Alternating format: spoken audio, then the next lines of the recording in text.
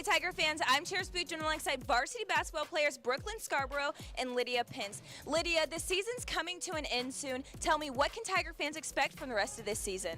Tiger fans can expect us to come out strong and make it to state. And Brooklyn, tell me, what do you think of your team's performance so far this season? I think we have our ups and downs, but we learned how to fight together and play as a team. Lydia, back to you. Do you have any game day superstitions? Something I do is I always have a braid in my hair every single game day. And Brooklyn, last question, tell me, what is your favorite pregame snack? I think it's goldfish or probably a granola bar. Well, Tiger fans, make sure you follow @Tiger Sports on all social media. I'm Cherish Booth, and I'll see you guys next time.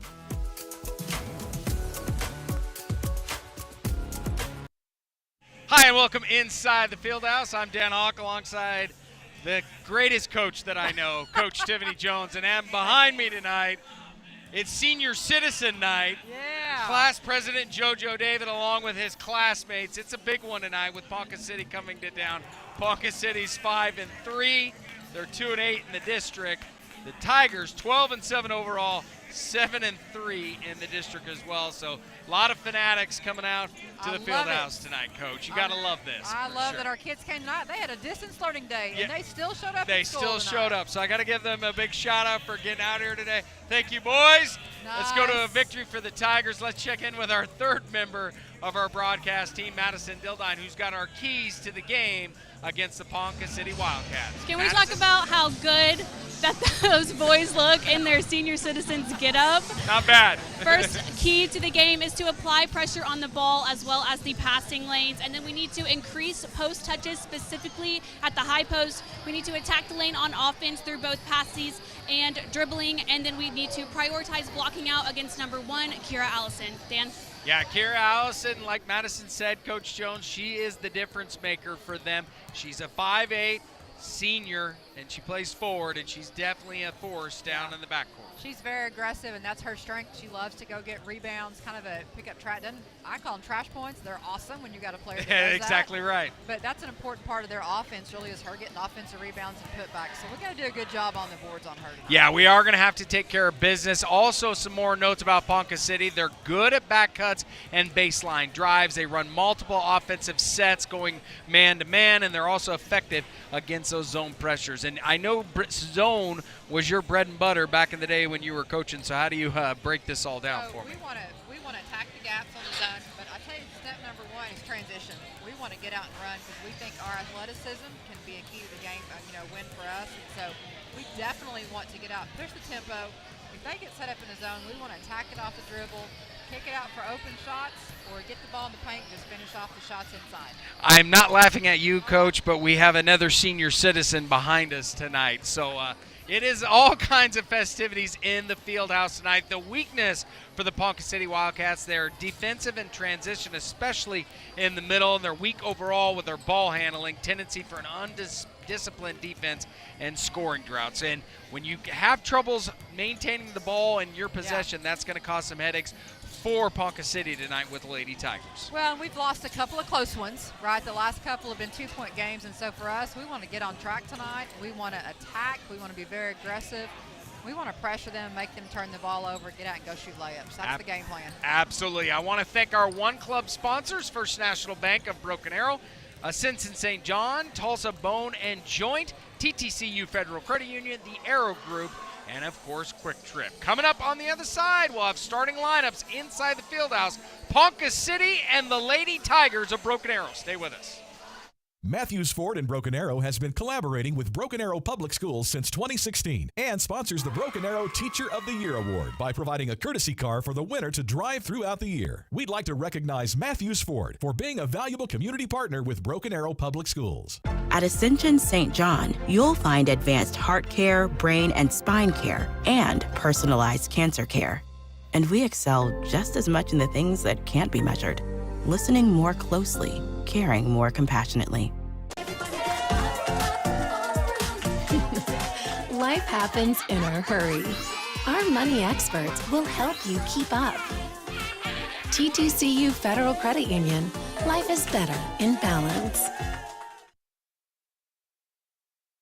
Tulsa Bone and Joint, Northeast Oklahoma's sports medicine experts. We are pleased to help you and the athletes in your life with a number of surgical and non-surgical options. Tulsa Bone & Joint is proud to serve as team orthopedist for local high schools such as Broken Arrow, Owasso, Sapulpa, Cascia Hall, and Bishop Kelly.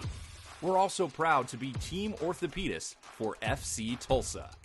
Tulsa Bone & Joint, moving life forward. If you and your family have been waiting for the perfect time to jump into your dream home, it's here. We make buying a new home as easy as it is exciting with quick credit approvals and great rates. First National Bank of Broken Arrow. First people put people first. Your side hustle keeps you moving. We'll help you get where you really want to go. TTCU Federal Credit Union. Life is better in balance. Matthews Ford in Broken Arrow has been collaborating with Broken Arrow Public Schools since 2016 and sponsors the Broken Arrow Teacher of the Year Award by providing a courtesy car for the winner to drive throughout the year. We'd like to recognize Matthews Ford for being a valuable community partner with Broken Arrow Public Schools. At Ascension St. John, you'll find advanced heart care, brain and spine care, and personalized cancer care. And we excel just as much in the things that can't be measured. Listening more closely, caring more compassionately.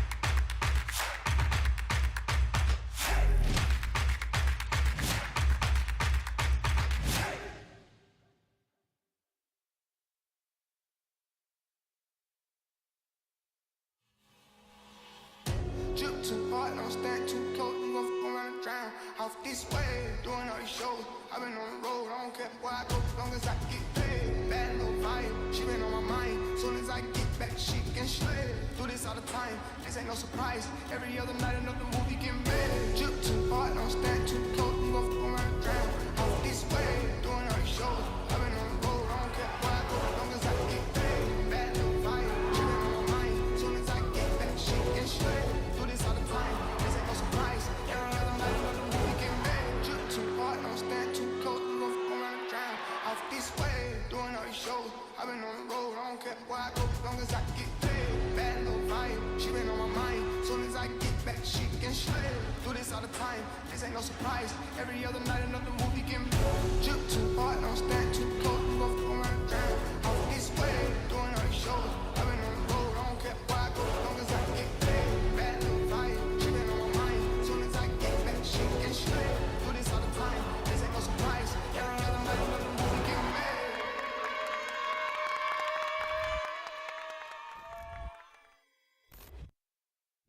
And welcome back inside the field house. The starting lineups for the Lady Tigers. Macy Marcini, number 0, Agent 0, point guard, junior, followed by JC Addison, shooting guard, 5'8", senior.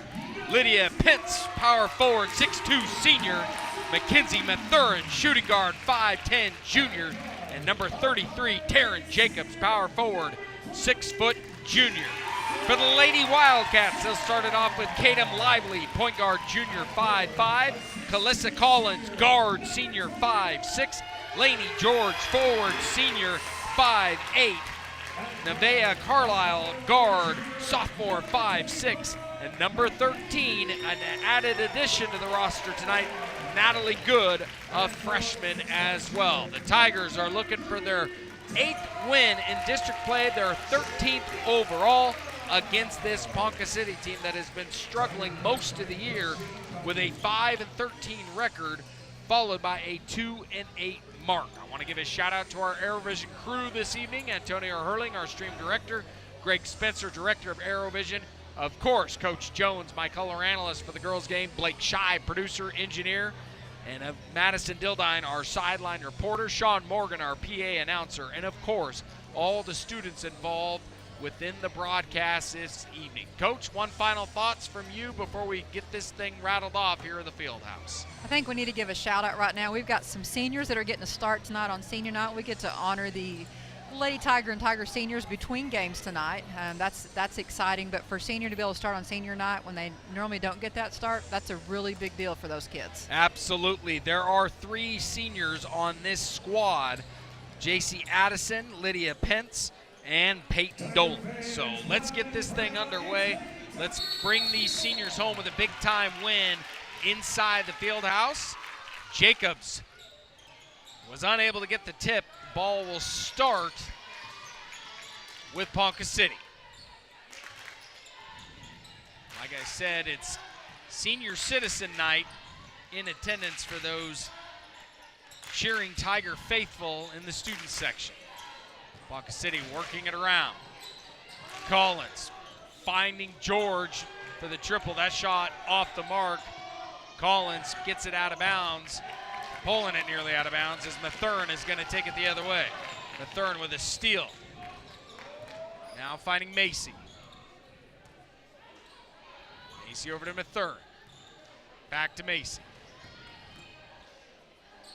Now over in the corner to Addison. Back to Macy. Back to Mathern. Back to Macy. Macy's going to be called for traveling. A rare traveling call for the senior. Yeah, we had some turnover trouble the other night, and I know it's a little bit different lineup, a little bit different chemistry starting out tonight, a couple changes in the starting lineup, but we're going to do a better job taking care of the ball tonight. I feel it. I hope so, and hopefully we get a big win here on senior night. Another shot is off the mark. That was lively. Rebound for the Tigers. Macy going the other way now. Macy going to Mathern. Mathern at the top of the key. Splash! And we are on the board first. 3-0 Broken Arrow with plenty of space for Mathern. Seems like we have that combination a lot. Macy to McKenzie. Yeah, Macy to McKenzie. Ponca City will move it around. Good. Cross-court pass over to Collins. Now over to Good. Now in the hands of Lively. Guarded by Mathern and Macy. Ball's tipped. Ball going the other way as Pence comes up with a quick pass underneath to Addison. Her shot was off the mark. She nearly took that coast to coast, putting it off the glass, Coach. That's a great look by Macy. Once again, what do we get out and do? Get out and push tempo. Get out and run the court. And I guarantee you Coach Coffey's talked about that. We want to push the tempo with whoever is in the game. So Collins with the foul. And Addison misses the first one.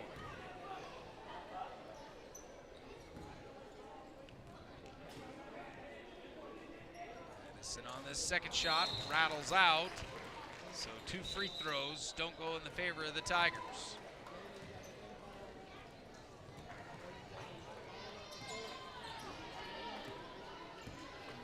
Lively now as Mathern waits on. Macy now on guarding Collins. That one looked like Lively stepped out of bounds. Yeah, I think they just kind of got lost on the court right there. That's fine. We'll take the ball Yeah, over. we'll take a turnover from them. It's Marcini. Left all alone. Cross-court pass to Jacobs to Mathern. Mathern with a nice feed down low to Addison. And just like that, we got 5 points on the board for Broken Arrow. That was a fantastic pass that she made to Addison down there. Great look.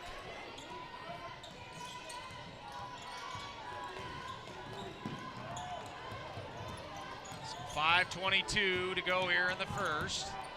Collins now over to Carlisle. And how about that? Pence with the reach in. Jacobs now going to Macy. Macy driving the lane, puts it off the glass, and we got 7 points on the board. And Ponca City's wanting a timeout, and we'll take a timeout as well. You're watching Broken Arrow Lady Tiger basketball. They're in front 7-0 here in the first. Matthews Ford in Broken Arrow has been collaborating with Broken Arrow Public Schools since 2016. Through this partnership, Matthews Ford sponsors the Broken Arrow Teacher of the Year Award by providing a courtesy car for the winner to drive throughout the year. We'd like to recognize Matthews Ford for their efforts in supporting educators and being a valuable community partner with Broken Arrow Public Schools. This support sets a great example of how local businesses can work together with our school system to create a better future for all. 5:04 here in the first. Broken Arrow on a nice run to start this ball game against the Wildcats. They lead it 7-0 as they've been playing solid offense and solid defense. Lively, guarded by Mathurin.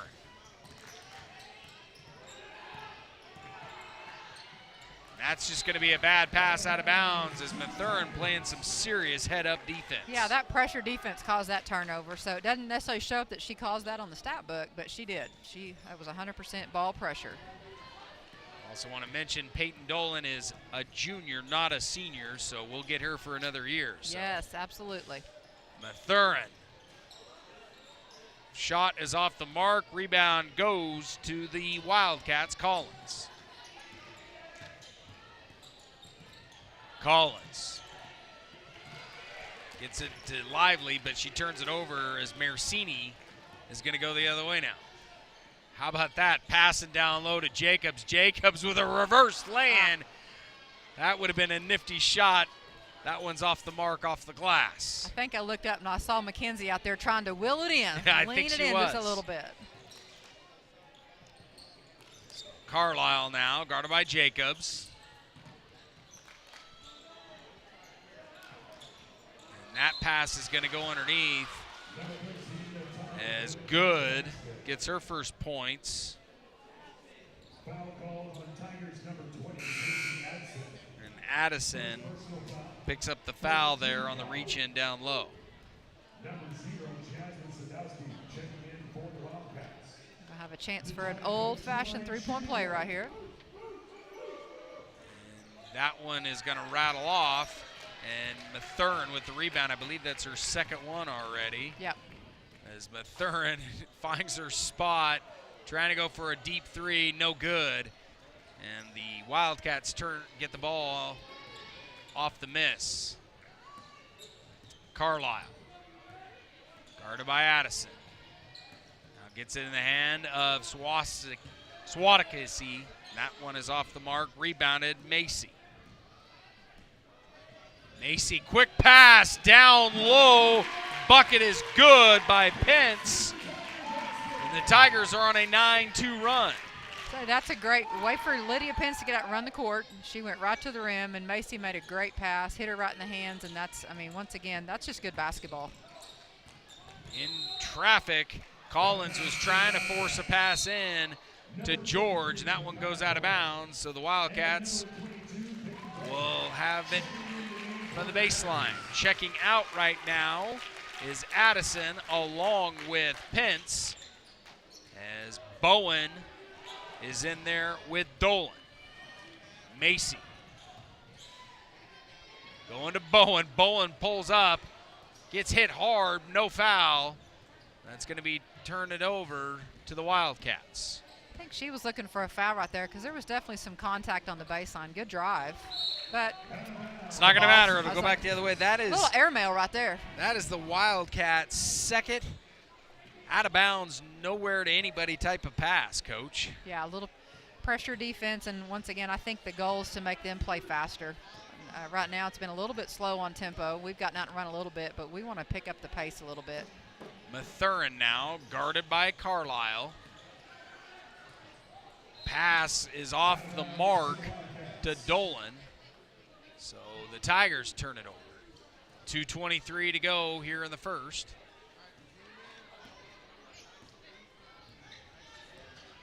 As Carlisle, guarded by Bowen.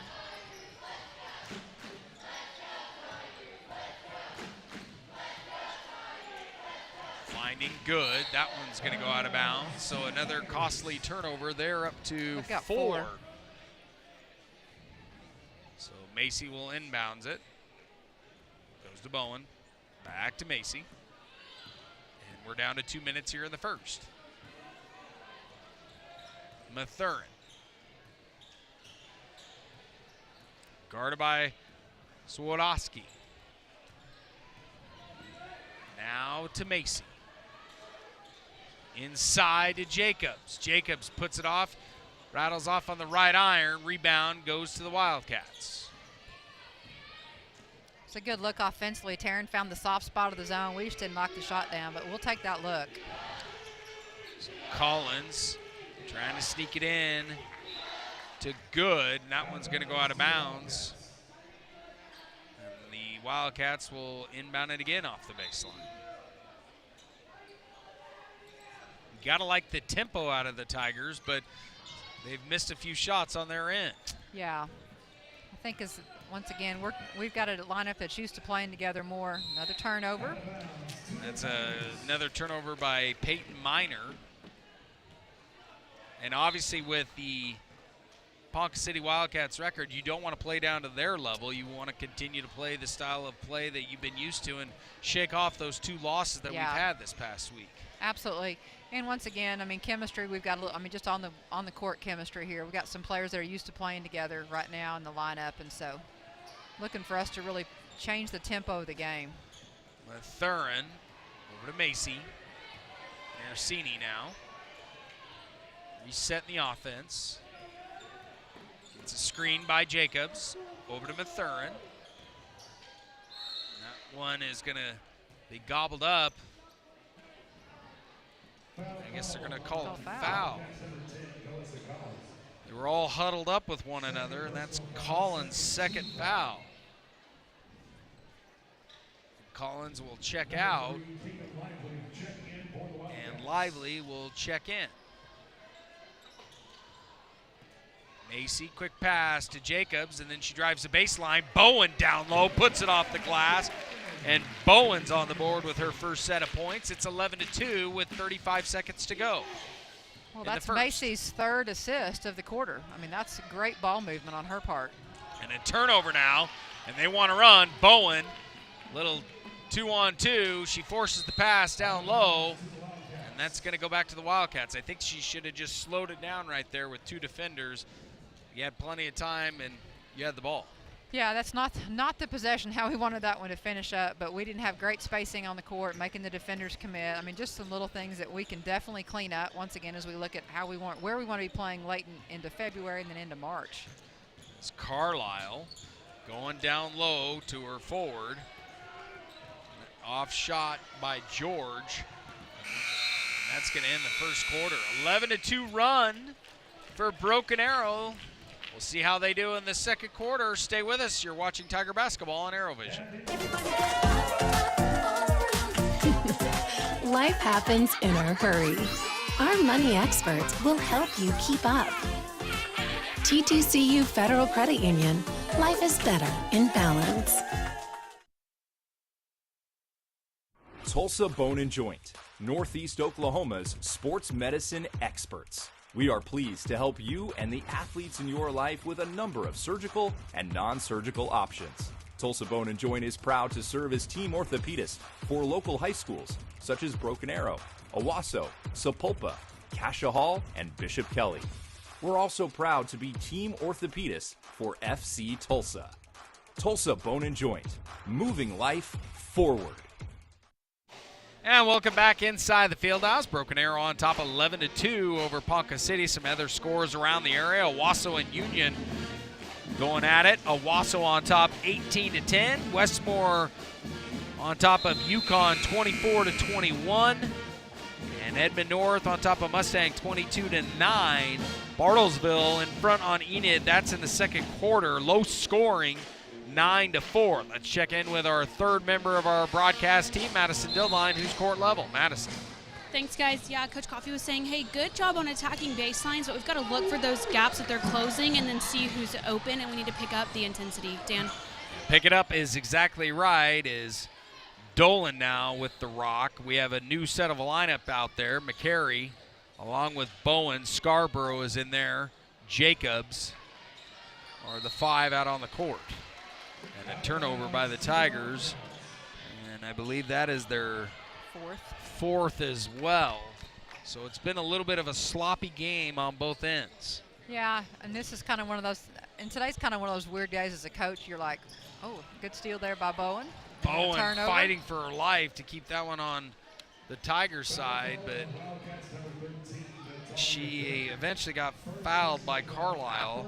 And that's Carlisle's first with 7:30 to go here until halftime. McCary trying to force in a pass to Dolan, but that'll stay with the Lady Tigers. Coaches are pretty crazy about routine and not having school today. I know it would stress It's me tough. out. Oh, yes. Gray hairs day, right? Yes. Is that what you call it? I would have definitely had some gray hair after today, yes. Scarborough over to Dolan in the corner, and cash money. Dolan is on the board with a triple. 14-2 now in the field house. Tigers trying to force a trap, no go. As Good drives the baseline. That shot is off the mark. McCary comes up with the steal. And she's fouled by Carlisle. That's Carlisle's second. So 4 fouls for Ponca City, 2 apiece for Carlisle and Collins. Defensively, the pressure intensified a lot that last possession. So getting out, really pressuring the passing lanes and making them uncomfortable. 6:43 to go as McCary finds Scarborough. Scarborough with a nice look and a nice triple, and it's 17-2. Tigers trying to work that trap once again. In the corner, shot is an air ball. Rebound by Minor, but eventually Dolan comes up with it. McCary now running the other way. Gets it to Dolan in the corner, and Dolan misses it. That's going to go out of bounds, but I believe that'll stay with the Tigers as it went off a Ponca City defender. It's like Taryn Jacobs just picked up her second block of the game down there, just being long, making them shoot over, getting the block, and Dolan comes up and we go the other direction. So the ball's really starting to move offensively better for us. It seems like we're kind of getting into a little bit of rhythm. McCary to Mathurin, over to Dolan, to Macy. Macy back to Mathurin. Mathurin pulls up, bucket's good, 19-2. And Mathurin's got 5. George, guarded by Dolan. Going inside to Minor. Minor driving the lane. That one is off the mark, rebounded by Scarborough.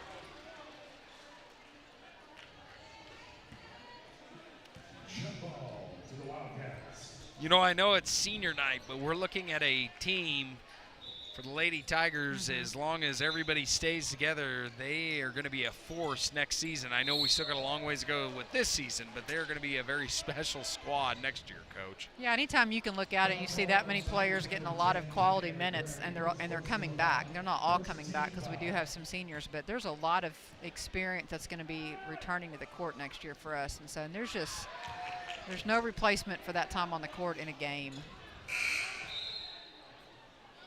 And I know those 2 seniors will be missed for sure. Absolutely. And it's always hard for a coach to say goodbye to their team and the teammates to say goodbye to their teammates, but that's called basketball, Coach. It is. It's part of it, and there's always special relationships there, and it's as a coach, former coach, it's always fun to see our former players. As Macy pulls up with a triple, but a rebound by Mathurin, drives underneath, puts that one off the glass. Then Macy almost picked up her own rebound. Dolan almost came in there with a steal. It was pandemonium down low. A lot happening under the basket down there.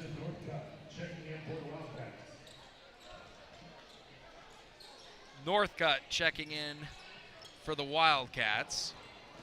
McCary comes up with the steal, goes down low to Mathurin. Mathurin, textbook, puts it off the glass. She's got 7. It's 21-2. Well, I thought we were about to have another turnover before I could even look up again. Duncan over to George. Now bad pass, and that's going to turn it over. It was too lively, but Macy with a nice streaking steal and a nice bucket at the other end. She's got 4. It's 23-2. As the bench is starting to come alive for the Wildcats. Another turnover. And that will go back to the Tigers. Well, you look at this offensive lineup really for us, and we've got McCrary and Macy both in. It puts Macy off the ball, kind of moves her more to a 2-guard. A little bit different look for her. Kaya Poole in there for the Wildcats. Dolan to McCary. Over to Macy. Back to McCary. Over to Dolan. Back to McCary. Now down low to Scarborough. Back to Macy behind the arc. 4 minutes and 15 seconds now. As Mathurin in the corner. Shot is off the mark. Dolan going up for the Scarborough, going up for the second shot. And she is fouled. As Lainey George picks up her first. And Scarborough will go to the line. Makes the first. 4 points. Lydia Pence checking in. Addison checking in. McCary and Dolan checking out. And I'm assuming on a night of senior night, lineups are going to change all over the place, and that also goes to the record of the Wildcats with a 5-13 mark, 2-8 in district play. Coach Coffey's going to want to see a lot of the girls on the court to get them some extra experience. Absolutely. As we got a timeout on the floor, and we'll take a timeout as well. You're watching Broken Arrow Tiger basketball. They lead it 25-2 in the second. If you and your family have been waiting for the perfect time to jump into your dream home, it's here. We make buying a new home as easy as it is exciting with quick credit approvals and great rates. First National Bank of Broken Arrow. First people put people first. Your side hustle keeps you moving. We'll help you get where you really want to go. TTCU Federal Credit Union. Life is better in balance. 25-2 in the Fieldhouse. All Tigers. They welcome in the Ponca City Wildcats. We'd like to thank our One Club sponsors, First National Bank of Broken Arrow, Ascension St. John, Tulsa Bone and Joint, TTCU Federal Credit Union, Matthews Ford, the Arrow Group, and Quick Trip. Coach Jones, I know the score has been lighting it up for the Tigers, but you don't want to slow down with a team that has struggled most of the way. Yeah, and I mean, I think about, once again, we've had 2 really close losses recently, and for us, just kind of getting back into rhythm. We've got huge games coming up, district games, just trying to get in position for playoffs. Another turnover right there for Ponca City, but this is a chance for us to really kind of find our groove again, shake off the rest of the last couple games, and on a bonus, we get to get some playing time for some seniors tonight. When you look at this Ponca City team, I know this is our first glimpse here in the first half as the Tigers work inside. Hard foul on Addison. She'll go to the line. I know you're only seeing about a quarter and a half right now, but is it just inexperience, a young team, or, you're the former coach. I know this would be giving you gray hairs if you're Ponca City, but what's their problem right now? Well, I think we're starting to really control the pace of the game right now, the tempo, and I know that's something that we wanted to do, and when you take a team and they're not playing at the speed they're used to practicing at and playing at, that causes mistakes and turnovers, and sometimes a bad shot is almost like a turnover, and so we've done that tonight. We're really starting to control things, and we are dictating what they're going to be allowed to do and not letting them dictate things, and that's why it's 26-2 right now. And you've been in that situation Absolutely. in Ponca City, and it's not fun, I'm assuming. Nope. It is not, and I know those kids have worked hard. I'm sure they work hard every day too, and sometimes, hey, for the Broken Arrow, we're going to do what we do, and I know you look down at Ponca City, and they're still trying to work on stuff and do things. we have a lot of court experience that they don't have, and that's one thing. Even though somebody might be a junior, senior, they may not have a lot of actual court time in the game, and so that's a big advantage for us tonight. Yeah, 3 seniors for Ponca City as they're struggling against our Lady Tigers tonight, which is good for us because this is a big-time district win opportunity as Mathurin puts on a move, and she's got 9, but 4 games left on the schedule. We knew this was a game you do not want to afford to lose. Yeah, this is one that we definitely need to take care of business. And once again, right now it's about momentum and what are we doing to get ourselves in a better position going down the stretch. Yeah, 4 quick points by Mathurin as Jacobs was trying to go in for the land, and I believe she was fouled. So checking in is Stewart and Allen for Ponca City. Checking out, I didn't catch the numbers there because they've been rotating in left and right as Carlisle back in there and Poole is out. And I'm assuming that's kind of how they're going to do it, is every time they can switch, they will switch. There's a lot of subs going in and out. Absolutely, as Mathurin trying to make the shot from long distance, unable to connect, but she makes the lay-in down low. And how about that? She's got a baker's dozen already just in this first half alone, Coach. Well, and being able to follow your shot, I mean, that's something that you want to teach players to do is, yeah, you want to have the mentality that every time I put it up, it's going to go in, but to follow your shot, that's important, and that's a good effort on Mackenzie's part right there. As Bowen is back in there, Addison checks out. Yeah, there's definitely a lot more substitutions than we normally see in the game at this point. She knocked that one down. Yep, Mackenzie finished that one off. The old-fashioned three-point play. So how about that? Mathurin's got 14. And Tigers lead it 33-2.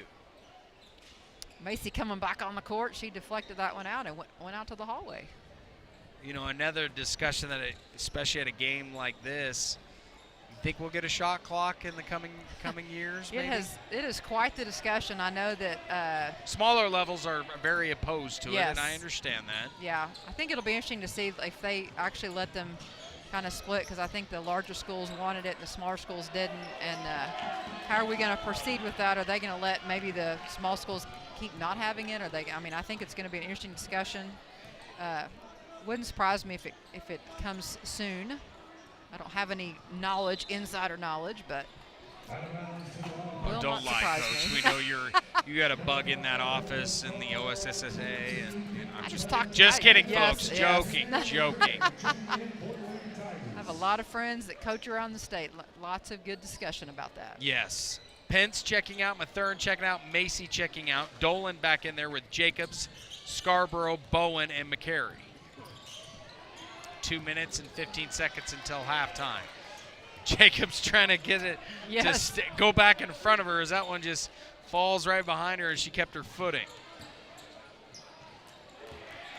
And nice block by Jacobs. Ball goes the other way. Scarborough misses it, looks up, and just kind of shakes her head. I think she kind of wanted that one back. Yeah. Minute 50 to go now.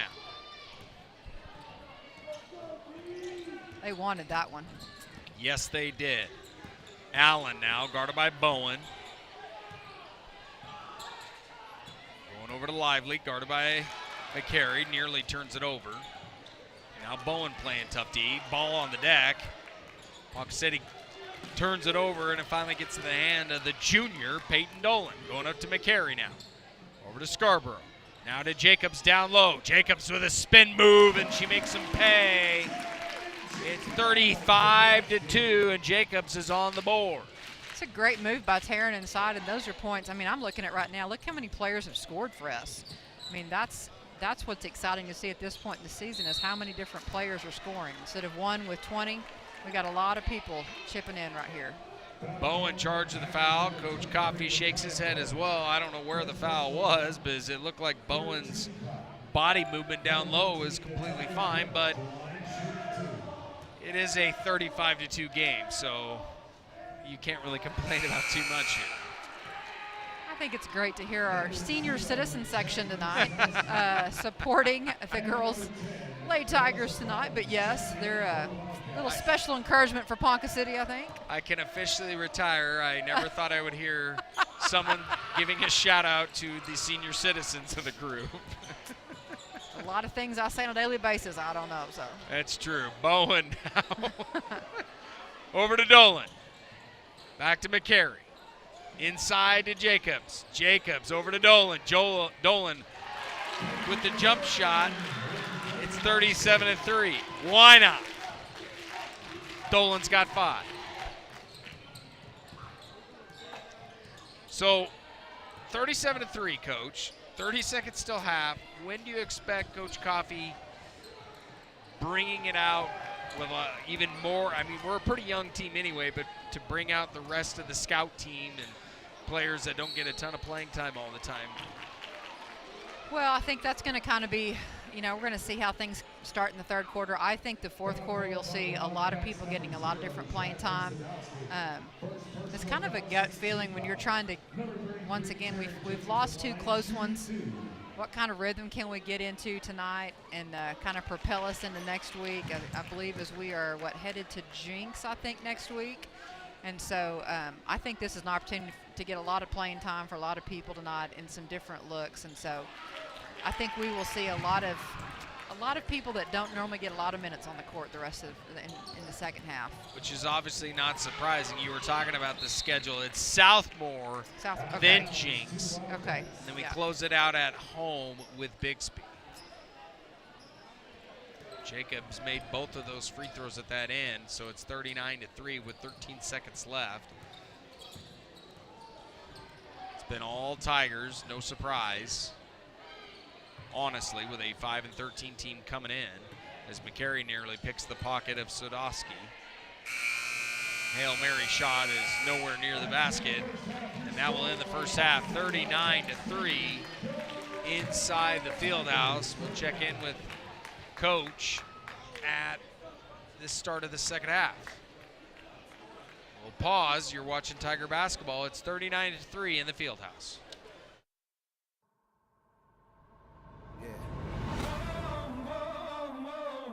No fear.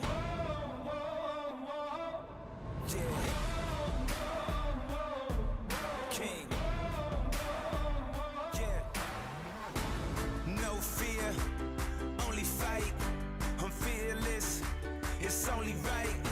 My head's up. I stay strong. Forever young. May you live long.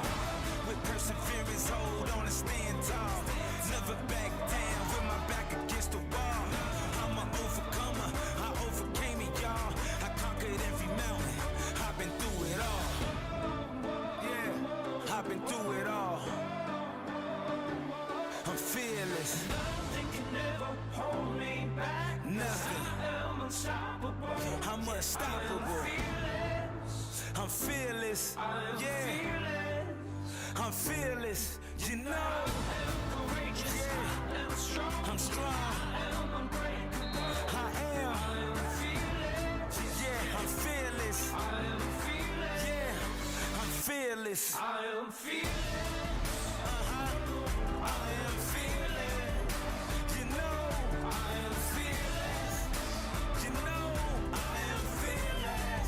You can't stop me. You gotta get up and go get it. I'm fearless. I'm fearless. Nothing can ever hold me back. Nothing. I'm unstoppable. I'm unstoppable. I'm fearless. I am fearless. Yeah. You know. I am courageous. I am strong. I'm strong. I'm unbreakable. You can't break me. I'm fearless. I am fearless. Yeah. I'm fearless. I am fearless. I am fearless. You know. I am fearless. You know. I am fearless. You can't stop me. I'm fearless.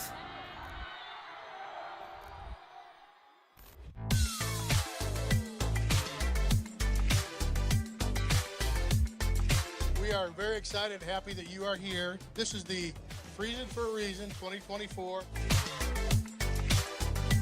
I'm with Christina Gould, freezing for a reason. Much warmer than what it was a couple weeks ago, but just tell me how special this event is. It is so special. This is the one big event where we can see our school wrap around us. Our whole district comes out for it, and we love it. The community comes out. We have police officers and firefighters and House representatives that come out. We love it. It's a great event. When you see someone jump in the water for the first time and they've never done it before and their eyes just light up, what does that mean to you?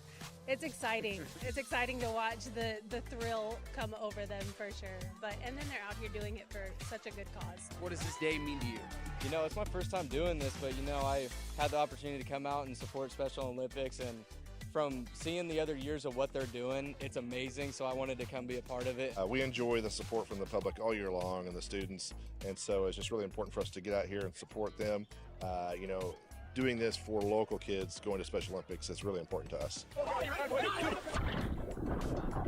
Well, I heard Coach King talking about it, and I really want to help support these kids and just try and help them out, get them up there. Another successful Freezing for a Reason in the books here at the Broken Arrow Golf and Athletic Club. Thanks again for all the Special Olympic participants, and thank you for all your support. I'm Dan Hawk with ArrowVision.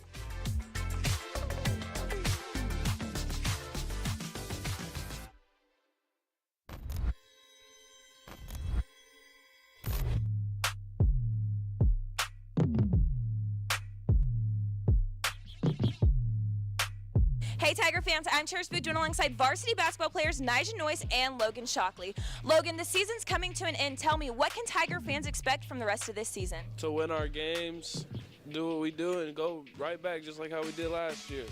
And Nija, tell me, what do you think of your team's performance so far this season? I think we've had our ups and downs this season, but we haven't reached our full potential as a team. So we're going to keep practicing hard to get there and go have that state run again. And Logan, back to you. Do you have any game day superstitions?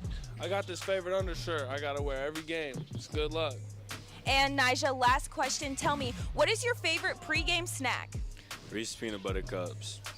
Well, Tiger fans, make sure you follow at PA Tiger Sports on all social media. I'm Cherish Booth, and I'll see you guys next time.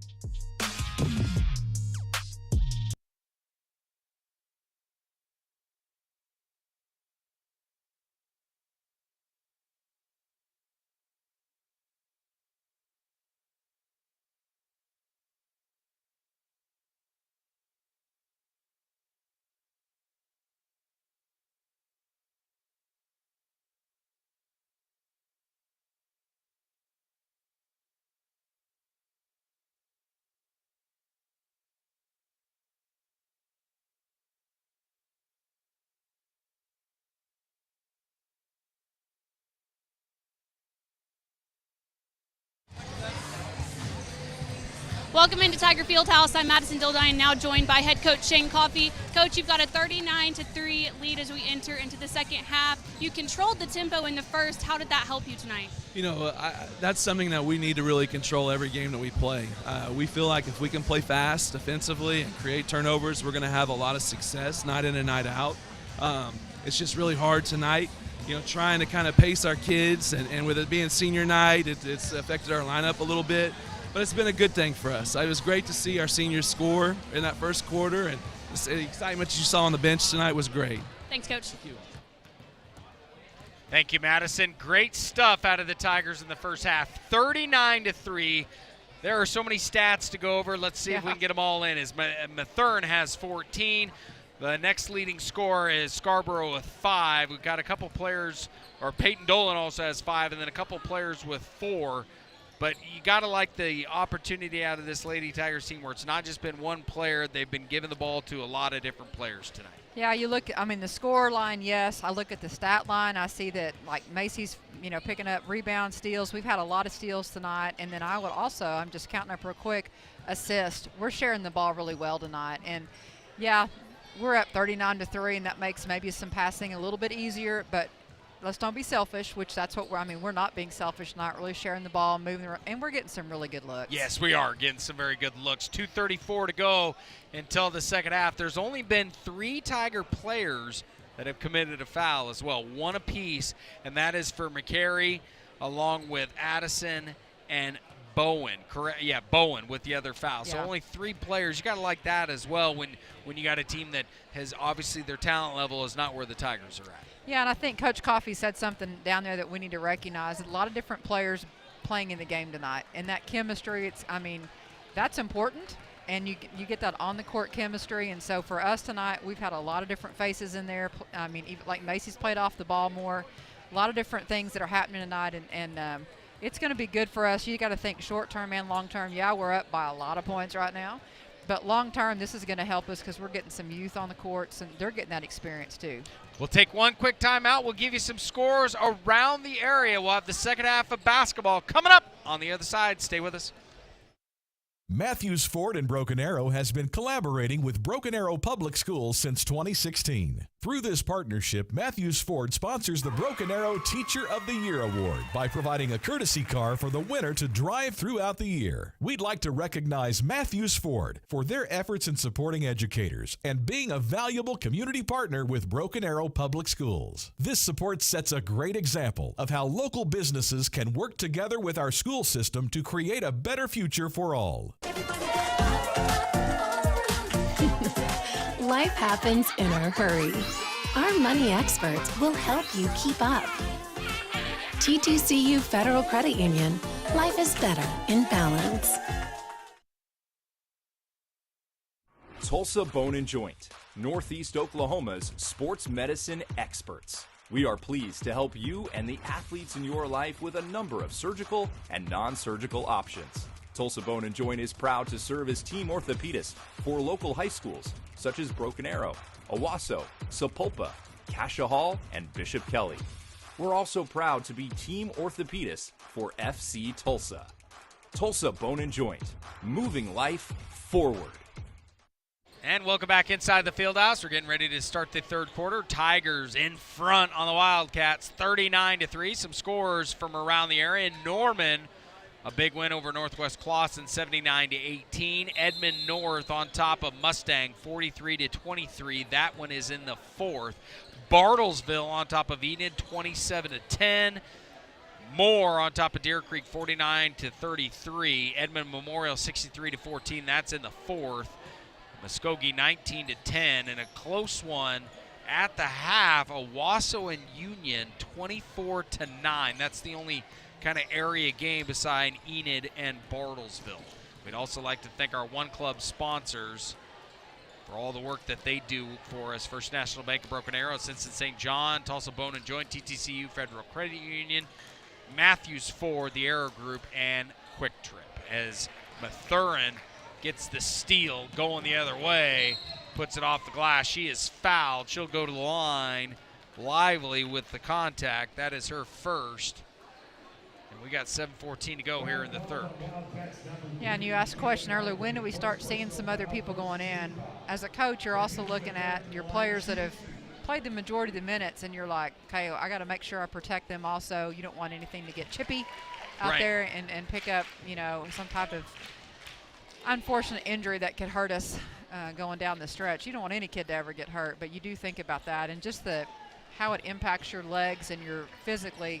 Basketball's a long season. Yes, it is. I got to ask you another one. Do you work on any plays necessarily that maybe didn't work in practice, come up with a play in here and try to see if it would work when you got a commanding lead like this? Or? Yeah, absolutely. Because those are things, if you're, if you put in a new wrinkle or new defense and you want to work on something that, not against your own players who know the play, then absolutely you can throw in some things that, once again, game time is different than working on it just in practice. And so it's a good opportunity to get some different looks in or even get ready for some, future games in the next couple of weeks. As Jacobs makes the nice spin move for the points, it's 43-3, ahead by 40. I got to ask you this. When you're drawing up these plays, are the players looking at you like, Coach, that's not going to work? I'm sure there have been times where they've thought that. I tell you what, we spend a lot of time as coaches drawing up a lot of different things, and you're always, it's not just about you are preparing for your next opponent, but you're also looking long term and what's something that could go, maybe against Southmore, how they cover something, Are we, you're watching film in advance, and what does Jinx run, and what's a soft spot on their defense, and what could we maybe work on to get ready for that? And so there's a lot of things, short-term and long-term. It's more than just getting ready for tomorrow. It's getting ready for what you're going to see next week. As Collins makes the second free throw, so it's now 43-4. There you go. As Macy goes to Mathurin. Inside to Jacobs. Now in the corner to Dolan. Dolan nearly made the triple. And Bowen nearly came up with the rebound. Ball on the other end. It's Lively. Now to the hand of Good. And she is fouled going to the basket. I believe that was on Jacobs. It's going to be on Jacobs with the body. Now I've always wondered, Coach Coffey wears the classic suit. Were you a suit, or were you a sweater, or what were you coaching on the sidelines? We dressed up, a lot of pantsuits. I will tell you that the 14 and 15 state championships, I did wear the exact same outfits every time in the state tournament on those years. Man, it wasn't broken. I wasn't gonna fix it. Before the end of the year, do you think we could get you to rock a leisure suit on the broadcast? Listen, you never know. If I could find a leisure suit, I would do it with you on the broadcast. Oh, that should be a night. Blake Shire, our director, producer, giving us all kind of knowledge. We should have a leisure suit in the jungle one night. That would be kind of funny. You never know. I miss that era in broadcasting. Bowen over to Mathurin now. Mathurin pulls up with the jumper. I believe that's an air ball. Or did it hit the rim? Coach Coffey said it hit the rim. I'm not sure our students know what a leisure suit is. We're going back to that. Yeah. Yeah. That's just. Oh. Madison is involved in this broadcast as well. Madison, I got to ask, if we could get Coach Jones, myself, in a leisure suit, will you rock one on the sideline as well with us? Let me Google what that means, and then I'll let you know. She doesn't know what a leisure suit is, Coach. Oh, my goodness. We're getting old. I know. That's a bad sign right there. I got to get the class president, JoJo David, to give me his walker because I'm up there in age now, I guess. Cross-court pass to Macy. Now back to Mathurin. Mathurin from deep, and she buries the triple. 19 for Mathurin. 4:50 to go here in the third. 46-6. Ponca City driving. Did you hear that, Coach? I know. No leisure suit out of Madison on a broadcast. He does not want to make that fashion statement. You know, I was thinking the whole Anchorman, Ron Burgundy type thing, and she has no desire to do it. Sad. That could have brought up ratings on ArrowVision. So Collins misses the first one on the line. Oh, there they are on the Jumbotron. There's our senior citizen section. Our senior citizen section. See Liddy getting a little love over there. Somebody's got some signs for her. Gotta love that. And like we kind of said, Coach Coffey gonna get more of his role players in there as well, as Bowen cashes in on a three-pointer. She's got 5. It's 49-7 now. And another turnover by the Wildcats. They're going to say it was a traveling, so the ball will go back to Ponca City. Carlisle will inbound it. This is definitely one of the times you're up 49-7. It is. We want to be sharp. We want to keep the intensity up, but it's really hard when you're up 49-7. It is very difficult. As Collins gets picked off, that one goes just out of the mark. As Good tried to keep it in, but it will stay out, so the Wildcats will inbound it. I will say that overall, our intensity tonight has been It's been very good. been very well. I mean, we had a game earlier in the year. I don't remember which one it was, but we kind of slumped off with our intensity. And Yeah.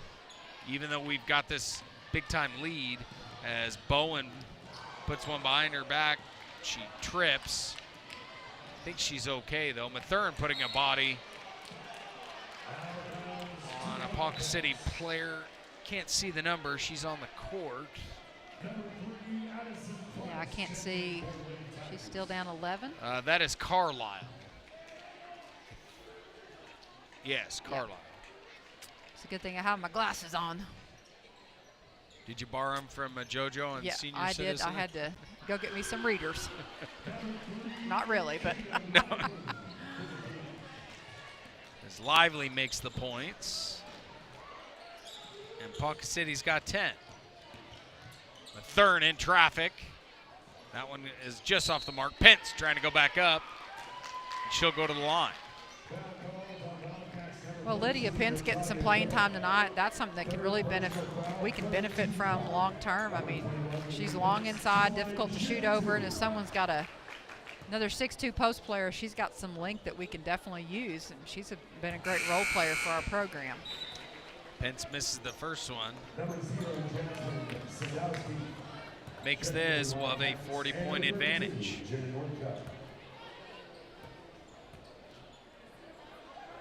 And she misses the second one. Tigers nearly came up with a rebound. Addison Price is now in there for Broken Arrow.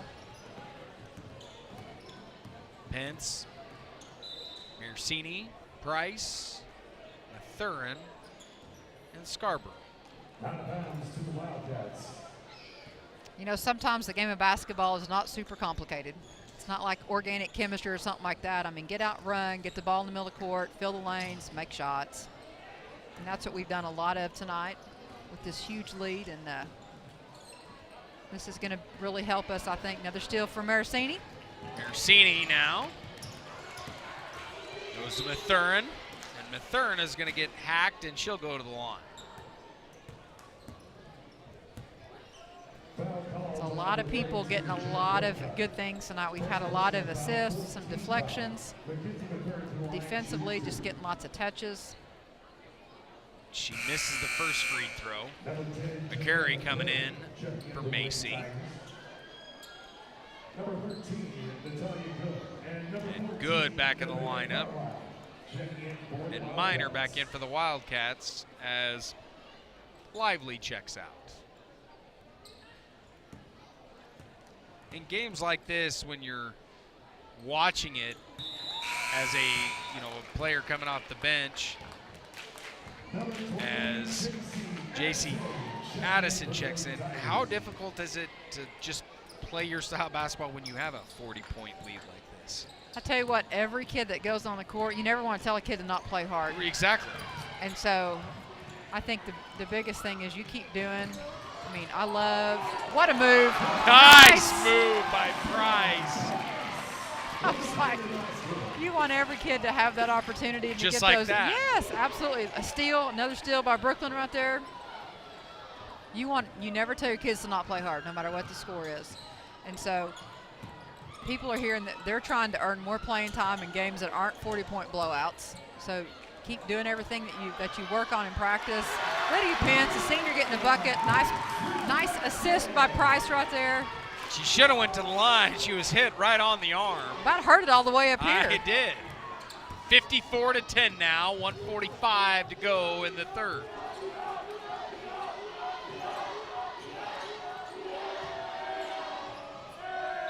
That one's going to fall on the deck, but it'll stay with the Wildcats. And to add on to your question there, you look down at the bench and you see players that get to play all the time.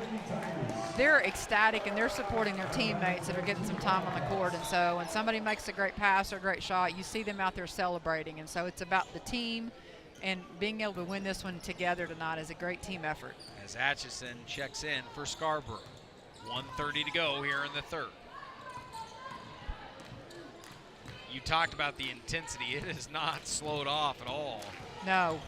And honestly, I know that we're going to walk away with a big-time win here, but regardless of that, you've got to still get ready for the next couple of games coming up that we have, and check out the student sections as they're getting in for Lydia as well. Lydia's #1 fan, and they're on the Jumbotron. They're excited. Oh, they love it.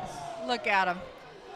Kids come down today, they didn't have school today, and they came to the game tonight, so How good about for them. That? Distance Learning Day in Broken Arrow today is a steal by Price. Man, she is doing all the work right now for the Lady Tigers, driving in transition. That one's going to go out of bounds. Nearly made up a beautiful lay-in on her RN. Just the teamwork, and yeah, I think our intensity stayed up tonight, and everyone that's came in has really played hard, and in some sense you just ignore the score and play really hard, and we're doing that right now.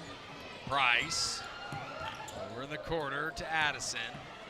Tigers could turn it over. McCary, though, trying to get in there with a steal, and it's going to stay with the Wildcats. When will Coach Coffey just take a break and sit down in a game? I mean, did you ever calm down, or is it's tough, isn't it? It is very tough because you coach just as hard whether you're up 50 to whatever. Yeah. Say coaches are going to coach, and the players. What is awesome about this is that there's a lot of people that don't get a lot of publicity. Right. But programs aren't good if you don't have players that are great role players and that will come in and practice hard and push those starting 5 or starting 7, and they know they may not get to see the court very much, but you can't be successful without those players. And so for them to be able to get court time tonight in a varsity game and reward them, I mean, that's huge. And you can't undervalue that. And these players do everything just as hard as the other ones do night in and night, as Macy and McKenzie and Scarborough, those kids that are starting to see the playing time. It's a great reward for them. Well, and it's kind of like what you said too. If you're getting the chance to be in that lineup, like, that's your time to shine. So yeah. You don't want them to slow down. You don't want them to.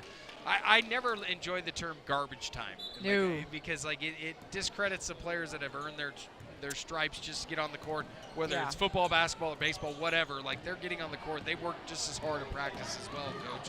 As Wildcats on the other end missed the runner, but Atchison comes up with it, turns it over, back to the Wildcats, down low now, and number 0, Swatovski, gets on the board with 2. As McCary nearly came up with a half-court shot. It's 54-12 inside the field house.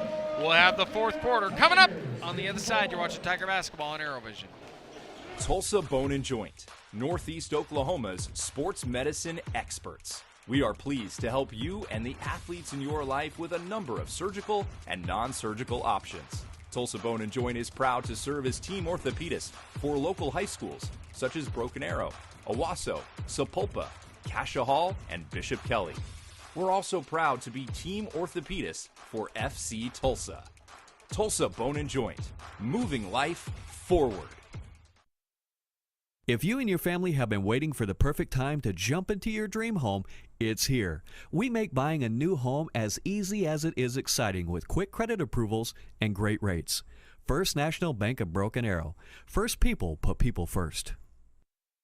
And welcome back inside the field house. Broken Arrow on top 54-12, giving you some stats for him. Mathern with 19, Darren Jacobs with 6, Bowen with 5, Dolan with 5, Pence with 4, Addison with 3, Scarborough with 5, Price with 2, and Marcini with 4. Scores around the area. PC West a winner over Lawton, 85-14. A final, low-scoring final. Edmond North over Mustang, 48-27. Owasso and Union in the fourth, 32-25. Bartlesville on top of Enid, 43-24. Norman over Northwest Clawson, 79-18. Westmore on top of Yukon, 42-41. Moore on top, a winner over Deer Creek, 59-42. We'll give you some other scores in a little bit as Dolan goes inside to Mathern. Mathern pulls up with the three-pointer, and she connects. She's got 22. And Mathern averages 22, so she's hit her average with a 56-12 lead.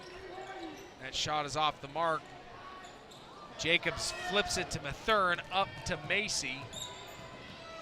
And Macy now driving the lane, pulls up with a floater. Oh, that would have been pretty.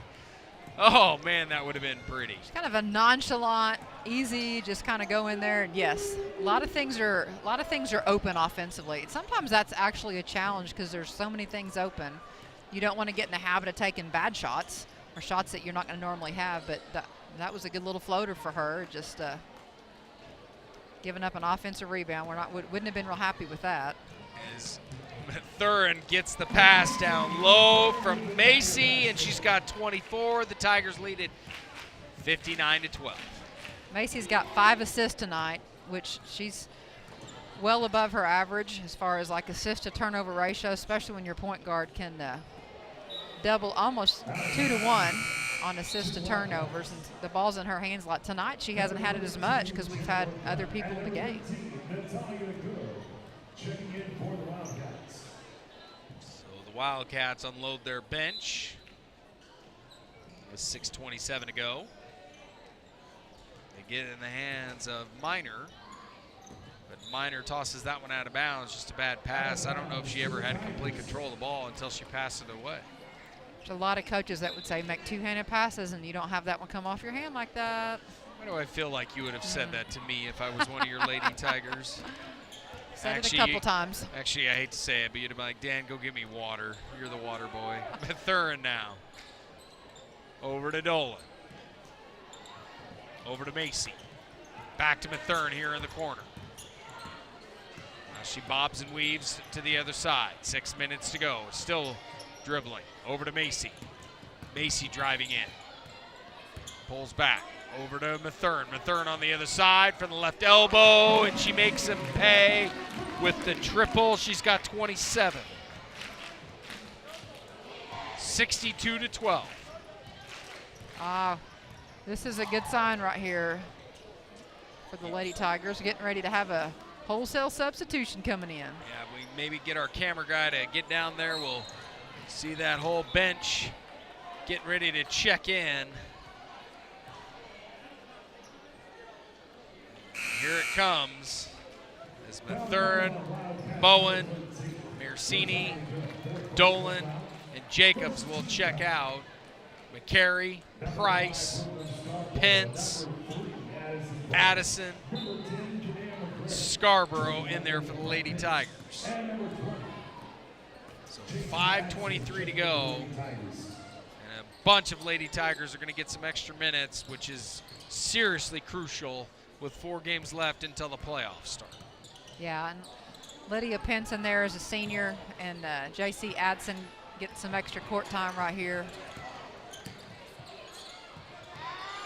Adson going to McCary. Back to Adson. Inside to Pence. Over to Scarborough. Scarborough rims that one out. Rebound goes to Ponca City. She stepped out of bounds, folks. We could see that from up top. Good, stepped out of bounds. That was completely blatant. But honestly, I'm not surprised they didn't get the call. It is 62-12. Yes. And you're not going to get that call probably. No. Because I'll go back to what we said earlier. Without a shot clock, these refs want that clock to run. Yeah. And that's why I don't think Coach Coffey said anything. It's like, I'll just look at the scoreboard and be happy. It is another steal for Brooklyn right there, dropping down the backside, reading the pass. Where are we at on steals, Coach? Overall? We have a lot of people. Let's see. I'll let you count them up. As the Tigers over in the quarter, Addison to Price, down to Pence. Pence over to Scarborough, to McCary, back to Addison. Price shot is off the mark. And that ball will go underneath. I wasn't sure who he was going to call it on, but he called it on Ponca City, and actually Brooklyn was like, she thought it was on her. She started going the other direction, and actually it's our ball. That's amazing. So I tell you what, I just was counting up. I've got us for 14 steals right now in the night. They've had more turnovers than that. Yes. But sometimes they've just thrown them out of bounds. Sure. You know, I know the score is clearly going to be a win for Broken Arrow tonight. With that said, though, Ponca City has not given up. Like, no. There's never been all right, let's just pack it in or anything like that. They're still trying on their end of the court as well. Yeah, and, I mean, that's important.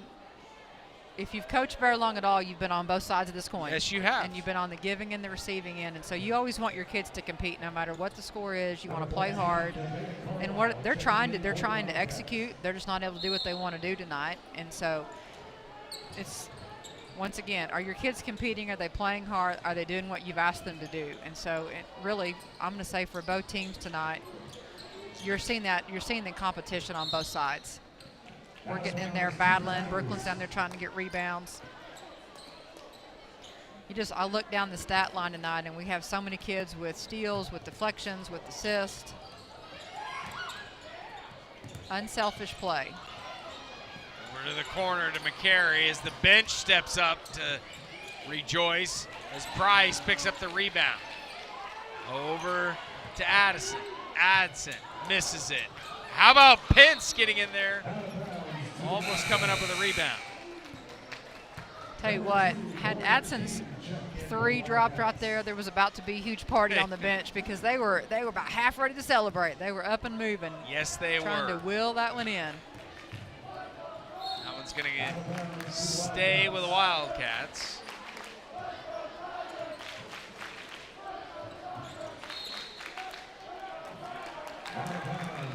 Out of bounds.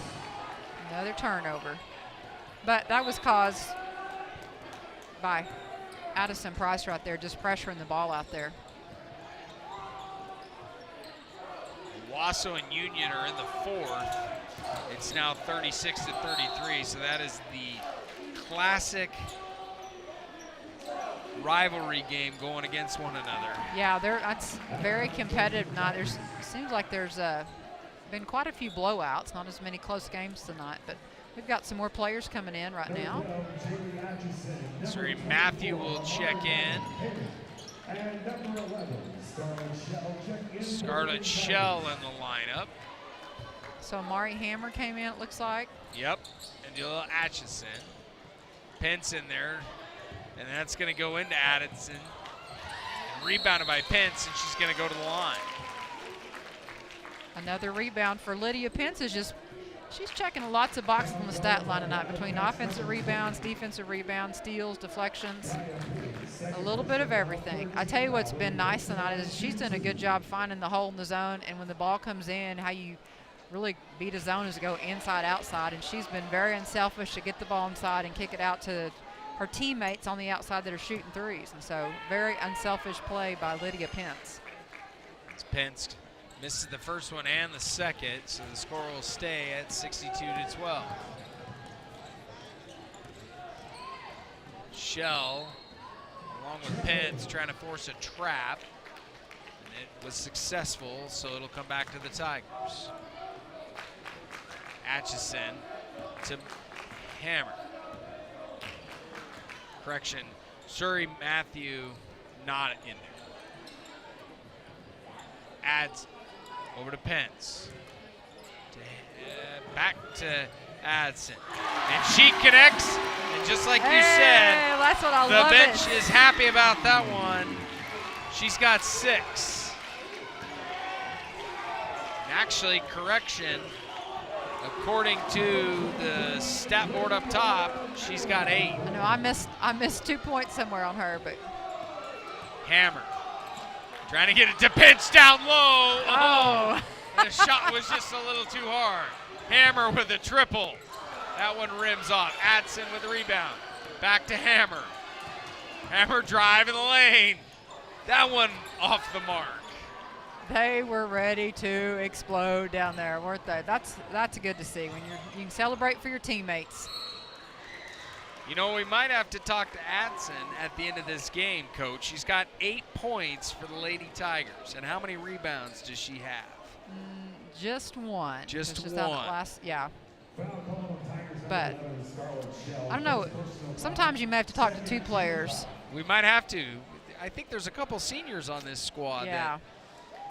So Madison Dildine will try to get both of those seniors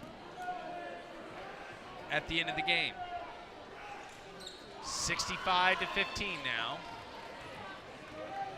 16 after that free throw.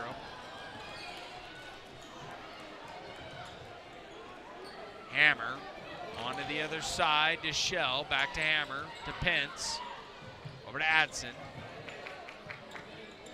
Back to Pence, over to Hammer, back to Shell. Shell trying to connect one from long distance, no go, ball on the deck. And it's gonna stay. Going to Ponca City. With Ponca City, correction. Minute 26 to go. So Broken Arrow is going to improve to 13-7 overall, 8-3 in conference. As that is a nice triple by Ponca City. It's 65 to 19. It's Hammer over to Adson. The bench is really calling out for somebody to get a three off. Yes, they are. Pence over to Hammer. Shell is wide open here in the corner. Back to Hammer. I think the Tigers want one more bucket for their seniors. As Atchison back to Hammer. Hammer! Hey! Time. Hammer's on the board with 3, 68 to 19.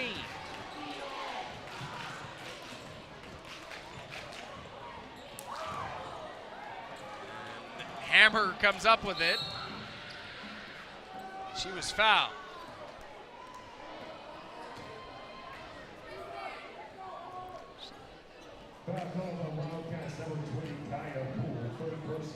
Let's see. 4th team foul. Not quite in the bonus yet. I love that the Lady Tigers on the bench are calling out to our student section. They're trying to help encourage them to. As Hammer was driving in traffic. As we're down to 20 seconds.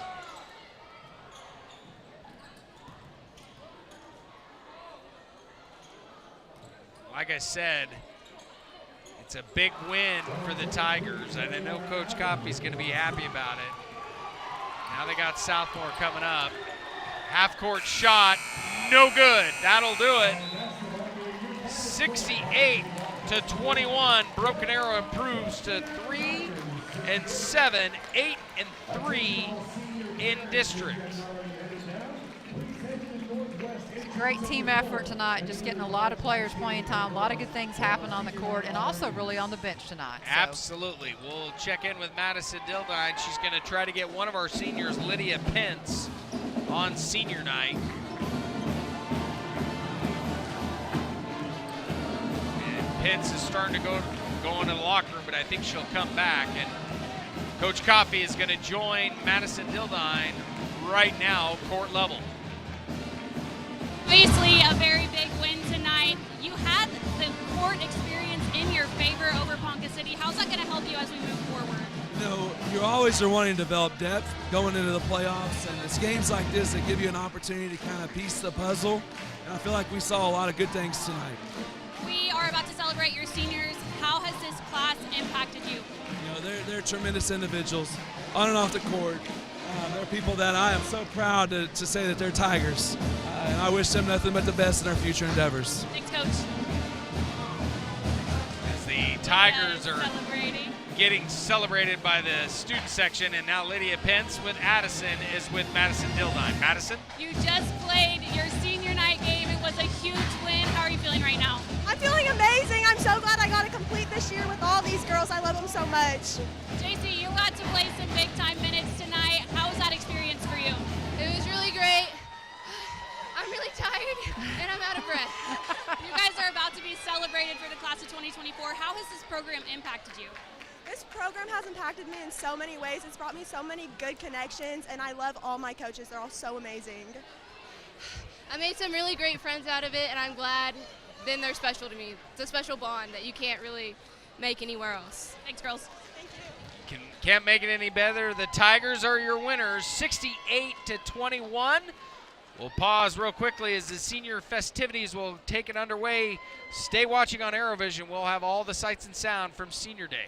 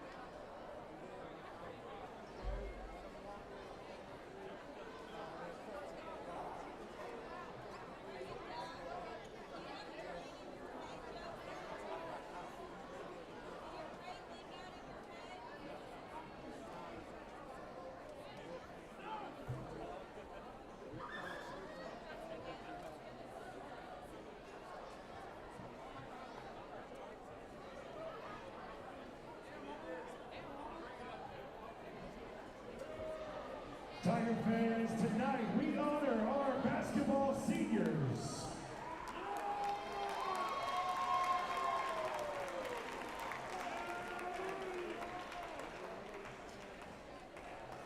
Our first senior is girls basketball manager, Emma Norfolk. She is husband by her mother, Michelle Clever, and has been a manager for 1 year.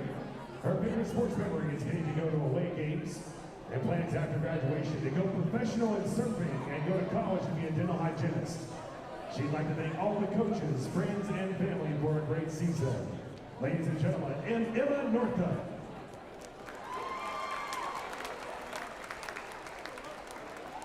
Our next senior is girls basketball number 20, JC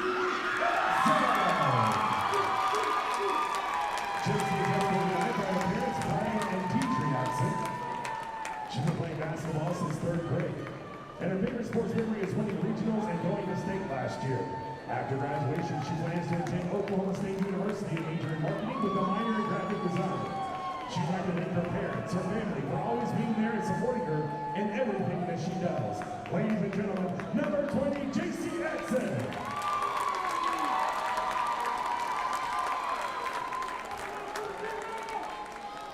Our next senior is number 21, Lydia Pence. Lydia is excellent by her mother, Alicia Thomas, her father, Donald Pence, her brother Carson, and grandmother Kathy.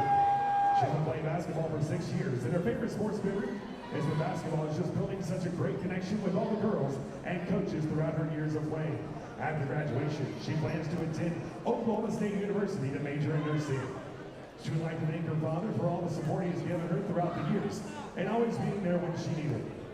She'd also like to thank all her friends who have been there and lend a hand when she needed it most. She's very grateful for every person in her life. Ladies and gentlemen, number 21, Lydia Pence.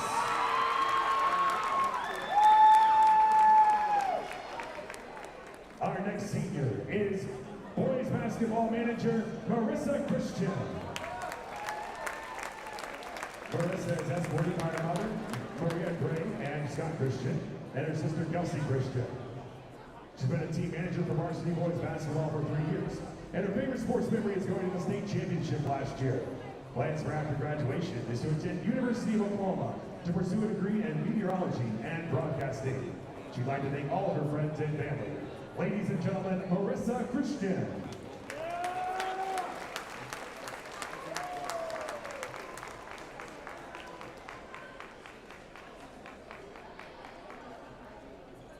Our next senior is boys basketball player number 25, Ace Clemens.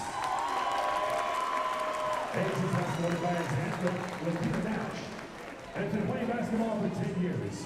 His favorite sports memory is dunking on his teammate Jerry. Plans after graduation is to continue to play basketball in college.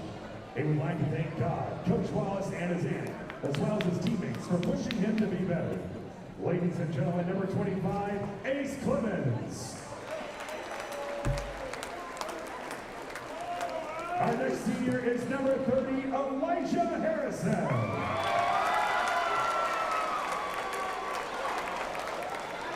Elijah is escorted by his parents, Kevin Harrison and Ashley Harrison, as well as his siblings and bonus mother. He's been playing basketball for 5 years, and his favorite sports memory is sophomore season, meeting the team. After graduation, he plans to find an interesting trade and pursue the goal of being an influencer. People would like to thank his God. He has always been his backbone, and for his dad motivating him and making sure he's on the right track. Ladies and gentlemen, number 30, Elijah Harrison.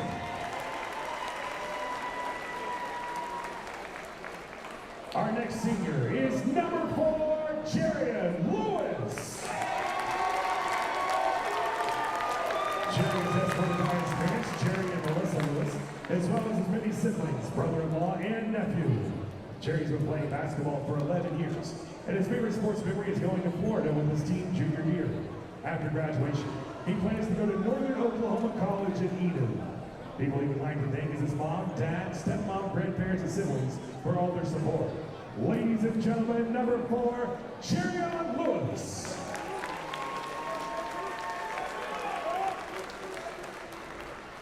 Our next senior is number 3, Diego Ochoa. Diego is escorted by his parents, Arturo and Ingrid Ochoa, and his brother Arturo.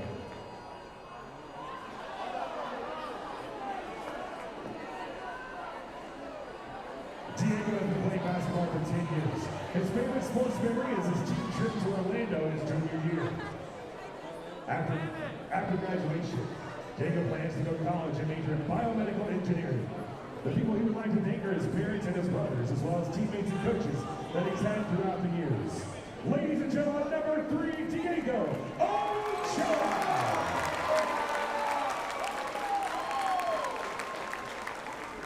And our final senior of the evening, number 22, Manny Williams. Manny is accompanied by his mother, Dorothy Morgan, his dad, Daryl Williams, and his sister, Samaya. Manny's been playing basketball for 5 years, and his favorite sports memory is his junior year locker room, the game we won to qualify for the state tournament. After graduation, he plans to study sports med at TCC. He would like to thank his parents, Coach Jordan, and all the PA coaching staff, as well as all of his teachers. Ladies and gentlemen, senior number 22, Manny Williams. Tiger fans, let's hear it loud and proud for your 2024 Ponca Seniors Basketball.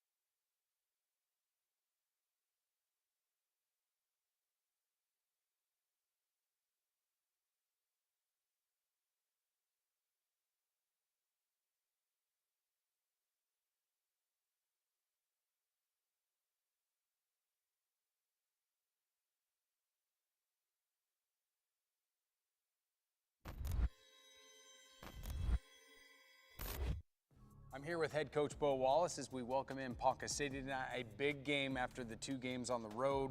We need to come back here and protect the house. Absolutely, just another opportunity to play in front of our fans. The good thing for us is it's senior night, so that'll be, one of those things that we look forward to every year is making sure our seniors, win that game on senior night. So it's always a big game. It's a district game. It keeps us in the running to host, and so we've got to make sure that we take care of business on the court. Now I know you are very familiar with Senior Day, but for these guys that are seniors, this is their big hoopla and everything. What is the atmosphere like for them on a day like today? Well, there's always high emotions, and this year we'll have 4 of the 5 seniors that have never started a game for us, really. I take that back. Elijah started 1 game this year, but, it's going to be something different for them, and so they're going to have to be ready to play and try to push those emotions down a little bit and just play basketball. Now, what kind of wrinkles does Ponca City bring to the table? They're going to try to take care of the ball. They're going to try to play at their own pace, and so we've got to do a good job of speeding them up a little bit and then getting in transition, and we've got to do a better job in transition offense anyway, but we've got to do that in order to take them out of what they want to do to have an opportunity to beat us. Has it hit you that we're already at this point of the season? Because it feels like we were doing previews to start this season, Bo. I mean, this is probably one of the slowest seasons I've ever been in. Like last year went by super fast, and this year you're just sitting there going, man, and then I look up and I'm like, we're 18 games in. Like it's kind of crazy. So, but it's been fun. There's been ups and downs, obviously, like every season. So, but it's been fun. Now, last game we had on ArrowVision, saw a couple dunks. I love to see those high-flying moves out of your boys, but I know you want to get more transition points as well. What do you want to see tonight? We just got to get in transition, and we've got to execute. I think as we get closer to playoffs, we've got to be cleaner about what we're doing, whether it's screens, whether it's blocking out, rebounds, and then having guys communicate on the floor. I think we've got to continue to get better at that in order to make a push to the state tournament. Well, Bo, best of luck. Coming up next, we'll have the starting lineups coming up on ArrowVision.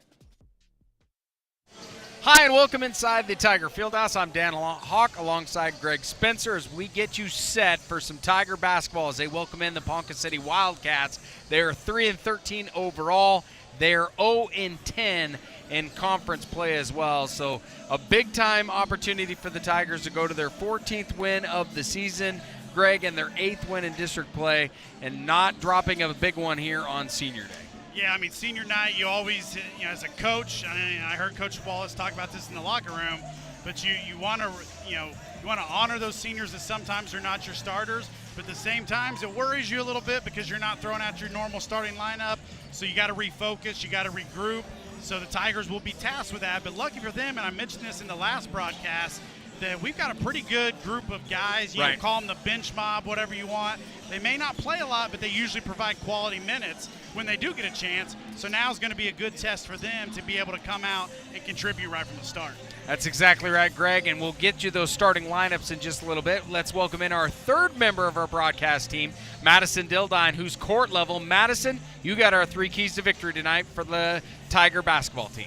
Yeah, thanks, Dan. Tonight we have got to deny easy shots for the opposing team and then secure the easy paint points and dominate the boards. Lastly, we have got to capitalize on transition opportunities and get some quick buckets. Dan?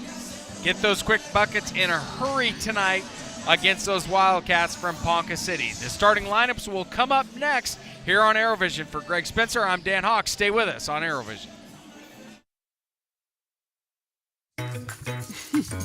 Your side hustle keeps you moving. We'll help you get where you really want to go. TTCU Federal Credit Union. Life is better in balance. Matthews Ford in Broken Arrow has been collaborating with Broken Arrow Public Schools since 2016 and sponsors the Broken Arrow Teacher of the Year Award by providing a courtesy car for the winner to drive throughout the year. We'd like to recognize Matthews Ford for being a valuable community partner with Broken Arrow Public Schools. At Ascension St. John, you'll find advanced heart care, brain and spine care, and personalized cancer care. And we excel just as much in the things that can't be measured. Listening more closely, caring more compassionately. Racing towards the end of the month? Ask about our early pay options. TTCU Federal Credit Union. Life is better in balance. Tulsa Bone and Joint, Northeast Oklahoma's sports medicine experts. We are pleased to help you and the athletes in your life with a number of surgical and non-surgical options. Tulsa Bone and Joint is proud to serve as team orthopedist for local high schools such as Broken Arrow, Owasso, Sapulpa, Cascia Hall, and Bishop Kelly.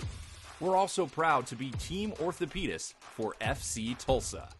Tulsa Bone and Joint, moving life forward.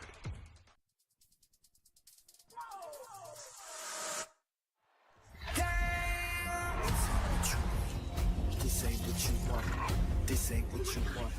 This ain't what you want. This ain't what you want. This ain't what you want. It's by him. Now to Lewis Ace, and Ace slams it home. Shockley elevates his game. Choa again, going for a triple, and he buries another three-pointer.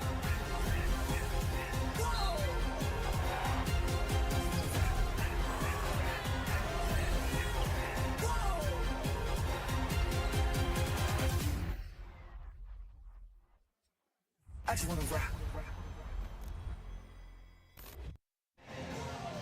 And welcome back inside the Tiger Fieldhouse. Here's your starting lineup for the Broken Arrow Tigers. Diego Ochoa, senior, number 3, 6'2" guard.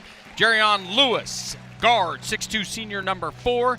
Manny Williams, number 22, guard, 5'10", senior. Ace Clemens, 6'6", forward, senior, number 25. And Elijah Harrison, guard, 6'2", senior, and number 30. For the Ponca City Wildcats, number 1, Tavion Moore, followed by Jackson Northcutt.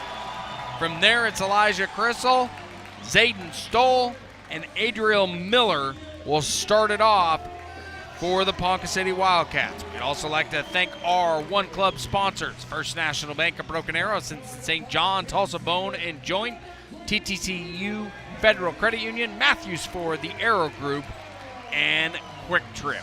Well, and Dan, Tavion Moore for Ponca City is going to be the guy to watch here for us tonight. We got to slow him down. He's their best player. He's aggressive. He can shoot the three. You know, a lot of their other guys are interchangeable parts, solid players. But if the Tigers want to have a great game tonight, he's the guy that we got to key on defensively. Yeah, we got to slow him down for sure. What else did you gather from Coach Bo Wallace in the locker room pregame? Well, you know, it's another district game. There's a lot. You know, we're coming off back-to-back really close district losses at Choctaw and at Bixby. So this is one you got to go get. It's senior night. It's at home. It's against a team you've already beat once.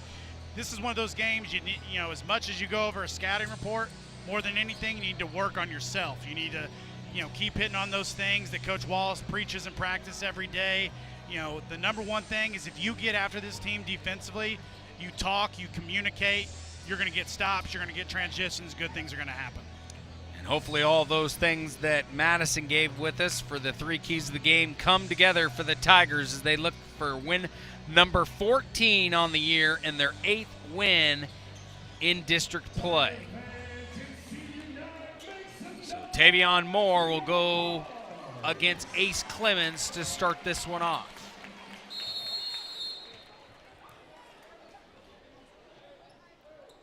Clemens gets it eventually into the hands of Manny Williams. So Manny will start this one off. And Dan, if they tuned in late and missed a little bit of the pregame, it is senior night, so you got 4 different starters in the lineup, but we still expect the Tigers to be able to get off to a good start because of the depth of this team. Choa going inside to Clemens. Clemens coughs it up so the ball will go the other way. Was off the board. We got an injury. Harrison is slow to get up. Didn't really see what happened there. He's thriving in pain, slow to get up. He's asking not to be helped up, but they are helping him up yet. Nobody's coming trainer-wise to check on him. There we go. I don't know where he fell. We're looking at it now. Looks like it's his right knee, potentially. It got really quiet, that's for sure. Yes, it did. So let's take a quick timeout on ArrowVision with 7:28 to go here in the first. Stay with us. Life happens in a hurry. Our money experts will help you keep up. TTCU Federal Credit Union. Life is better in balance.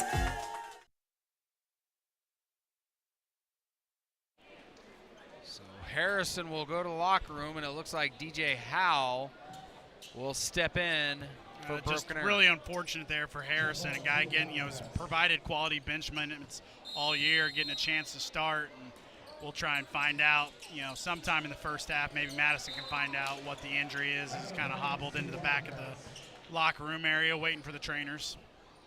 But now we got a ball game to get back to as Ponca City's got the ball. Yes, we do. Inbound pass to Stoll.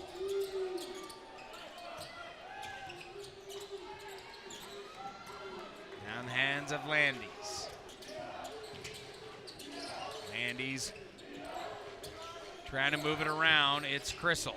Inside to Moore. That one's off the mark. Rebound.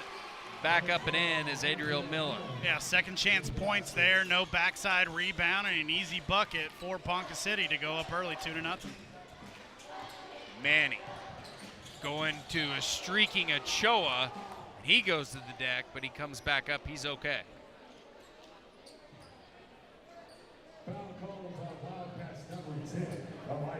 And if you did not tune in for the girls' game earlier, I did not check the final. 68-21.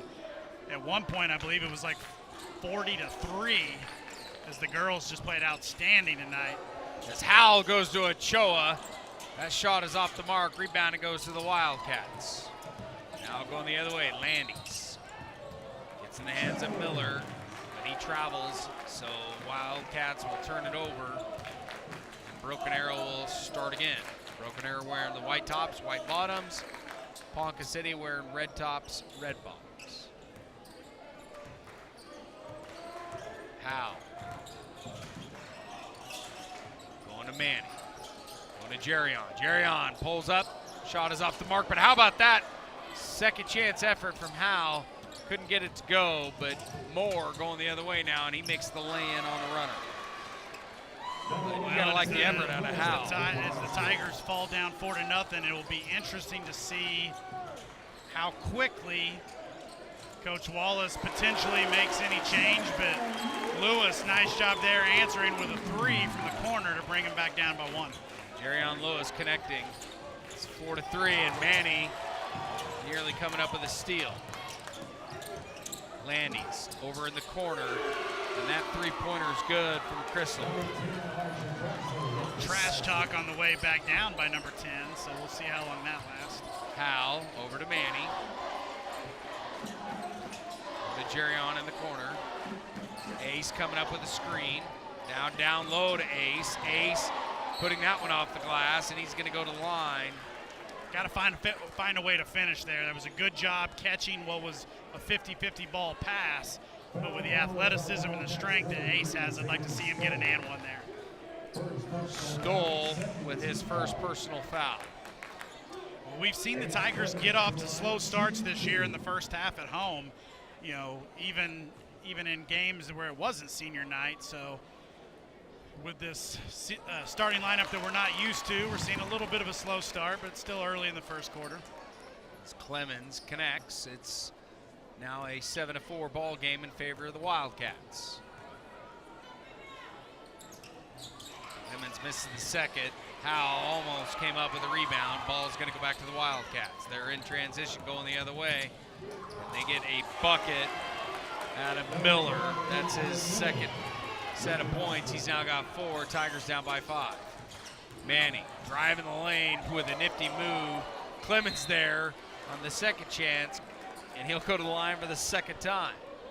Well, credit Ponca City. They came out aggressive. They're attacking, not playing scared by any means. The Tigers going to have to tighten things up on defense. That's probably the thing you're seeing the most different right now, is just the quality of defense. 5 guys not used to playing together quite as much as the starting 5. Clemens makes it. I know we've discussed him numerous times, but his game has definitely improved through the course of this year. Yeah, senior that doesn't have a ton of varsity experience. He shows flashes. Obviously a lot of gifted ability there.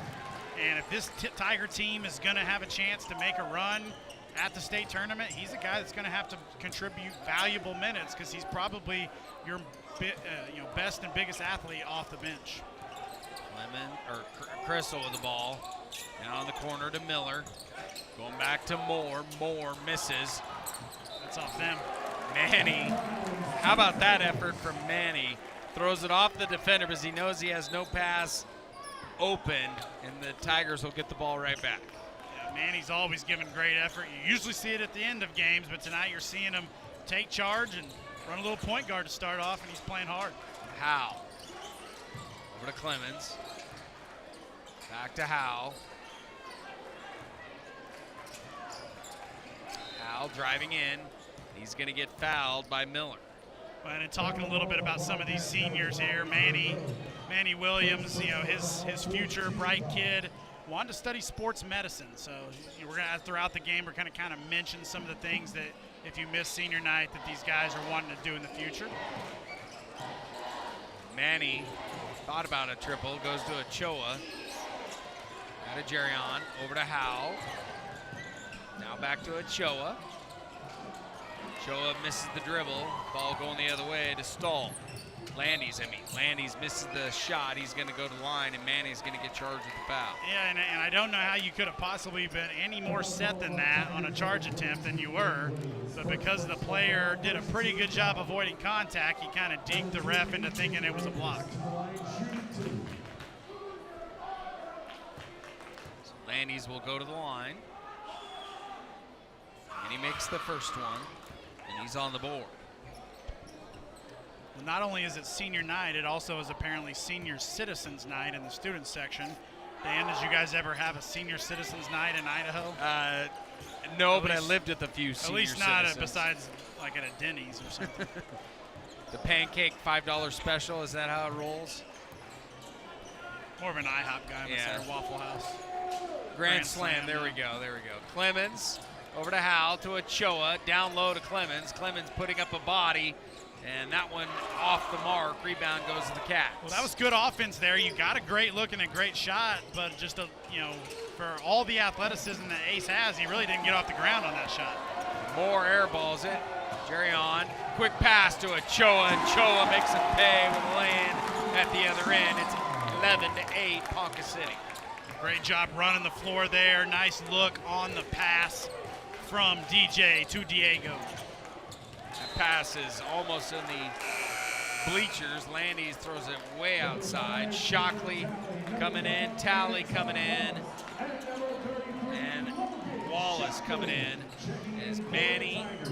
So now at the 3:27 mark, Dan, is when we will see the starting lineup play the rest of the first quarter. So always kind of look and see what potential run you could go on at this point. It'll be interesting to see as Shockley didn't wait for that play to develop and dribbled off the opponent's foot.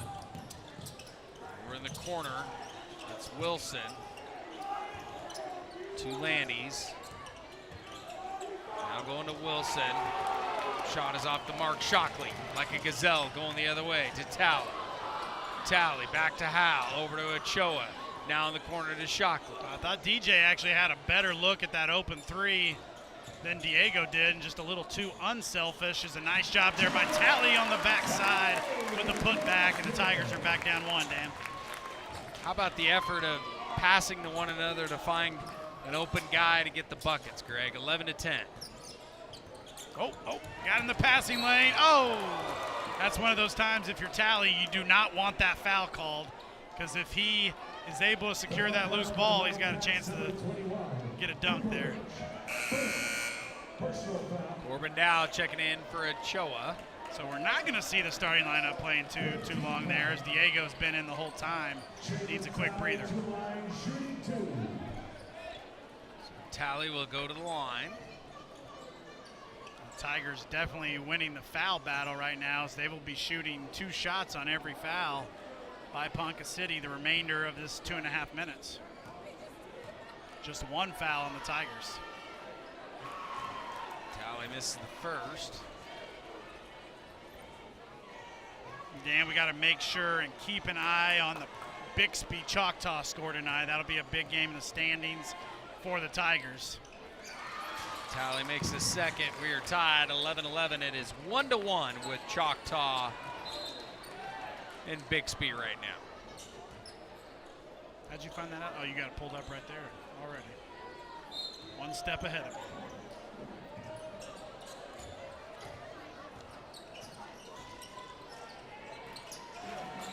This piece, Ponca City trying to get it across. Moore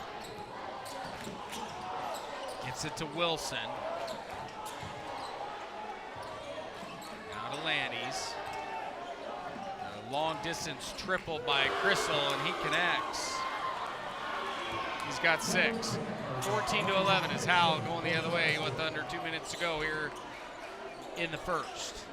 Well, and he's a guy that on the scouting report, as Shockley answers on the other end to tie it up. He's a guy that they want to keep off the three-point line. He's hit 2 of them early.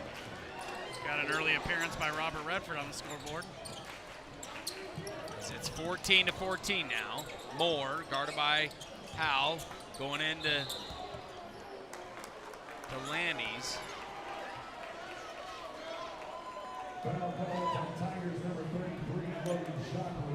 Shockley picks up his first foul.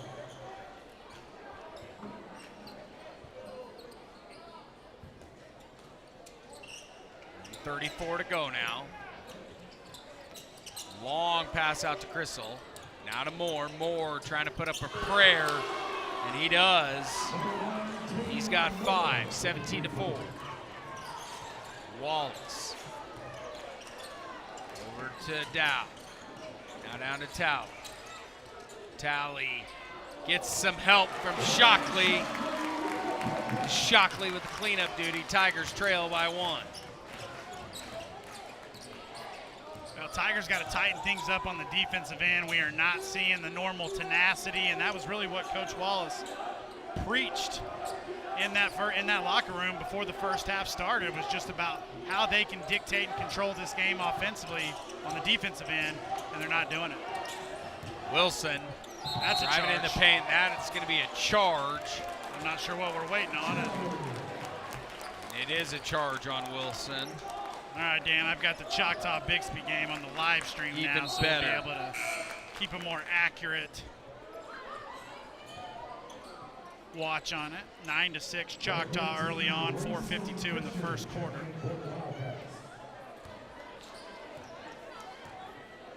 So 40 seconds to go now. Wallace over to Howell, to Dow, cutting Shockley down low. Now back to Wallace. Tally over to Howell, and they're going to slow it back down. 25 seconds remain here in the first. Howell with some nice ball movement. Gets it to Dow, over to Wallace. Flips it over to Shockley. Shockley drives in the lane, hits the front iron. Bucket's no good.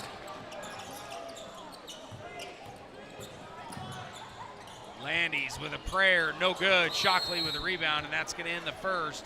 16-17, Broken Arrow trails over Ponca City. We'll have the second quarter coming up here on ArrowVision. Stay with us. Matthews Ford in Broken Arrow has been collaborating with Broken Arrow Public Schools since 2016. Through this partnership, Matthews Ford sponsors the Broken Arrow Teacher of the Year Award by providing a courtesy car for the winner to drive throughout the year. We'd like to recognize Matthews Ford for their efforts in supporting educators and being a valuable community partner with Broken Arrow Public Schools. This support sets a great example of how local businesses can work together with our school system to create a better future for all. Life happens in a hurry. Our money experts will help you keep up. TTCU Federal Credit Union. Life is better in balance. And welcome back inside the Tiger Fieldhouse. Broken Arrow trails Ponca City 17-16. One final score for you. Norman North over Piedmont 57-54. We'll check in with Madison Dildine with more court level. Yeah, guys, Coach Wallace was saying, hey, we cannot give up 17. He said, you have to defend. We're not driving and we're not finishing. We have got to be tougher than this. Dan? Kind of goes back to what you said pregame, Greg. Well, just not a very unified first quarter. Defensively, you kind of felt the effects of having a different starting lineup, but really no excuses. Like I said, we're a better team either way, and you didn't see it in the first quarter. So we'll see how long it takes this team to kind of answer, and it's going to start on the other end of the floor than they're at right now. Howell now with the ball. Gets it to Wallace on the left side. Inside to Dowd, now back to Talley. Howell over to Shockley. Shockley from the right elbow misses. Well, and that wasn't a very good shot because it was a long two. His foot was clearly over the line. Wasn't really within the offense, kind of rushed it. That was actually the right corner, not the right elbow. Left corner, excuse me. Still learning my directions tonight. Landis, guarded by Wallace. Bounce pass into Fisher. Over to Moore. Moore driving the lane with a floater, no good. Rebound goes to Howell. Howell getting to Talley. Little flips it up to Shockley. Shockley pulls up, now back to Howell. Tigers slow it down. Back to Shockley in the corner.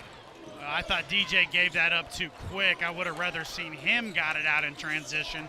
Instead, you kind of got two post players trying to run the floor, and it just kind of became an awkward missed opportunity. Moore gets it to Fisher.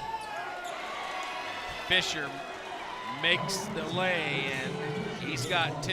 Tigers trail by 3. Ochoa now down to Talley. That one bounces out. It's going to stay with the Tigers. The Tigers are just getting outplayed right now on both ends. Coach Wallace trying to search for what the right lineup will be right now because he can't seem to find it. As Noyes checks in. Clemens checks in. Shockley and Talley check out. Too many steps there by Ace on that post move as the Tigers continue to struggle on both ends of the ball. This is a moment that if you're, even though this is a team with some seniors, your point guard, DJ, is really your leader, and it's a time where he needs to take over this game and show some leadership and get this team going. Down low. Good block there by Ace. Missed by Stahl. Ball going the other way. Noyes is going to get charged. Now they call the block. I think the ref under the basket was about to call a charge. She didn't have quite as good an angle as that. We'll take it, though. Ponca City's coach not so happy about it, but he doesn't really look like a guy that is probably happy very often if you look at him. He looks like... He does. Clemens down low, puts it off the glass, and he's got 5. Tigers down by 1. I'm going to go on a limb and say his practices are not fun. He looks like a mean Santa Claus.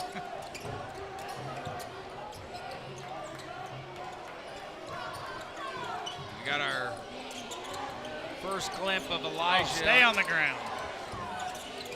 The Tigers fortunate there as Ace has got a closeout under control. That's not a shot blocking opportunity, and you're leaving your feet. And just seeing a lot of uncharacteristic, undisciplined things by the Tigers right now. In the corner, we see Elijah Harrison on crutches already. Yeah, so we probably won't see him return. And that's that's not a senior citizen night thing. That's crutches. That would be a cane. Yes. Which I do see some kids with canes out here. I do too. So hopefully he'll be better. We'll get an update hopefully later. Wildcats missed that one. That didn't even hit the iron. Krezel. Good thing we don't have instant replay there because that actually went. He threw it off 13, but it hit Diego when he was still out of bounds. So Tigers catch a break there. Diego to Wallace now. 5:10 to go until half. Noyes with the ball. Over to Wallace. Wallace putting on a clinic with his feet. Over to Ochoa. Now back to Howell. Not a lot of aggressiveness offensively out of DJ right now. No points. I think he's only shot once. as Hal tries to force a pass down low to Noyes, and they turn it over, but right back in the hands of Wallace. Wallace back to Hal. Hal with a nifty spin move off the backboard in the hole. 20-19, Tigers take the lead. Well, and I like that timeout there by Coach Wallace, because even though you've taken the lead and DJ kind of woke from his slumber on that nice offensive move, you have not played well, and you're still not playing well. Your messages aren't getting across, and as you can see, he's not very happy right now. Yeah, we've got the lead, and he's not happy. And also, you got a score update for us in Choctaw. Choctaw Bixby right now, we're nearing the end of the first quarter. Choctaw's up 14-11. That's actually a game I think we would prefer Bixby to win, because if we win tonight, Bixby wins, you've got a three-way tie between Broken Arrow, Bixby, and Choctaw at the top of the District 4 6A standings. Yeah, Choctaw came in tonight with an 8-2 mark. Bixby 7-3 in the district. Alongside us with a 7-3, but they own with the win this past weekend.